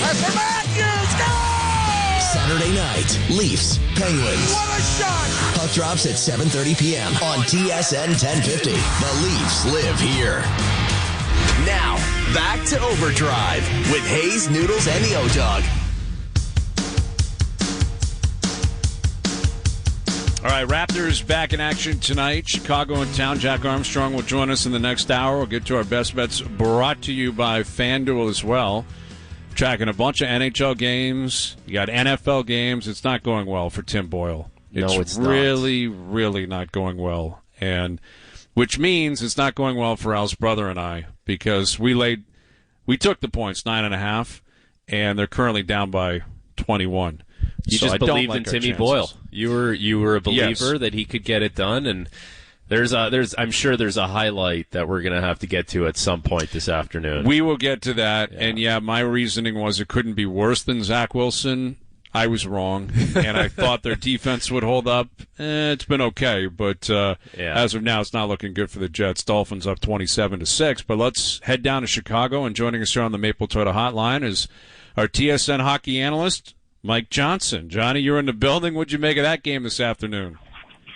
Oh, interesting game. It is, obviously. But it was. Hang on, before we get to the game, was there a pick six on a Hail Mary? Yes, on a Hail Mary with no time left on the clock at the end of the first half. It doesn't even happen. I don't know how that happens, but the Jets being the Jets, it's going to go that way sometimes. But anyways, back to the Leafs. The thing is, they had this game in the first 15 minutes. They were miles the better team in the first period. They had good energy, good on the forecheck, all kinds of chances. All the lines were going, and they probably could have had 2 or 3 goals easily. They got 1, but then they got the softie right back against them, and they just sort of let Chicago hang around. It's not like Toronto played poorly. They let Chicago hang around. They made a couple mistakes that the Blackhawks capitalized on, or Samsonov wasn't able to save, and it will feel like a lost point because they played well enough to get 2 against a team that you should be able to sort of take care of. You get up 3-1 in the second period. That's got to be the end of the game. That's just, no matter how you're feeling, what your legs are like, you got to be able to lock that game down. They weren't quite able to do it. Yeah, that's kind of where I've been coming from the last 45 minutes is, like you said, it's 3-1. They're all over them. Chicago is a really vulnerable team. They're waiting to go to bed. Like just one more goal, one more more moment, and it's over. The game and it's over. And I thought where it actually changed was the second half of the second period, where the Leafs were hemmed in a lot. They were quite frankly asleep, and then Chicago just said, "Fine, if you'll let us back in the game, I guess we'll take advantage of it." Jake McCabe, pizza to start the third period. It's 3-3, and the rest is history. And that just it happens too often with the Leafs. Like they're a veteran team, they're a mature team. Talented team, but those are details and like a killer instinct that early in the season for 7-8 years now, it just consistently happens, and this is another example this afternoon. Yeah, so first, I think Jake McCabe's actually played quite well lately, and that wasn't an ideal pass into Matthews and the pop pass to break out, but I thought he's been quite good. That one got away from him. Fresh ice didn't help, but yeah, I mean, it was a night where the best players in Toronto, who have been incredible, we know this all year long, they've all been very good. The best players, the top 4 forwards, weren't They didn't have their legs. They just didn't have it to the same degree that they were used to seeing them. So sometimes you got to manage pucks. You got to manage games where it's not going for you. And it so rarely doesn't go well for them that maybe they don't have to do it very often. But I just thought that would have been a game where they could have just managed that game to completion. Because Chicago wasn't going to do much to break you down. You know, they were kind of capitalizing on mistakes that Toronto was making or misreads or misplays. But, yeah, Toronto's a good team. They do a lot of winning. They still pick up a point. It's not the end of the world. But Sheldon Keefe seemed irritated after that game for a variety of reasons, one being the one you mentioned. Just it was a game that was theirs for the taking, no matter how they were feeling or how they were playing or how they ended up playing the second half of the game. And they weren't able to find a way to manage it for a victory. And that will be, you don't want to say it's a learning point because they should know these things. They've done enough winning that should have to learn that, but it was disappointing that they weren't able to do it. Johnny, I think the last time we talked, we spoke about the first line, and it just doesn't look like themselves. And I made the comparison to it just looks like a movie with a great cast, and you see the trailer, and you're like, man, that's going to be great. It's going to be awesome. And then you watch it, and you're like, it's a bit of a dud. Like, there's not a lot of substance there, and that's continuing now. Like, what are you seeing out of the first line, and what do they need to do different here to kind of take over a game? Because that's a game against an inferior opponent where that line should not be on for a goal against early on in the third period, but they should be dominating that game, putting it away at some point. Yeah, I would be less concerned about the goal against. It happened, whatever, turnover, good shot. It's more that they didn't generate a ton. That's the bigger concern, right? That Chicago team is not good. By every standard, by every measurement, underlying numbers, you name it. What am I seeing? I don't want to put this on Mitch Marner. He's got 20 points or whatever he has, but like his energy systems seem like they were running a little bit low. Like he looked tired today, and he looks like he's been tired relative to some of the moments we've seen from him in the past. So he's such a facilitator to make everything else work. I thought Matty Nyes has kind of been fighting the puck a little bit. I think his primary job on that line is to be a retriever and a play extender. And I think some of the touches he needs to extend plays haven't quite been there the way that he would want them or the way the line wants it. And then, Matthews has been probably the best of the three, but they've just been okay. They haven't had that kind of juice. Shift in, shift out, game in, game out. And no matter how talented they are at 5-on-5, if you don't have that, you're not going to be successful. And I commented once on the broadcast, they're getting stuck. I know part of their system is to stretch guys out in the neutral zone, but they're getting stuck with three guys standing at the offensive blue line with their defensemen basically at the top of the defensive zone circles, and they're kind of looking for stretch passes and outlet passes, and it's just too far apart, and it gets stagnant and gets slow no matter how fast you are. And, you put all that in with the other stuff that's going on, and they just haven't been as good as they usually have. They usually were. Yeah, for me, Marner has not looked like himself all year.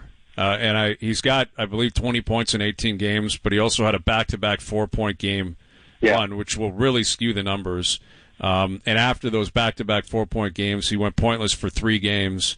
He had a few points over in Sweden, and he was pointless today, and I thought he really struggled. And he didn't play a ton. He really did. He played 18 minutes. Like, that says something. His standard, that's light. That's Keefe saying, I'm not playing you.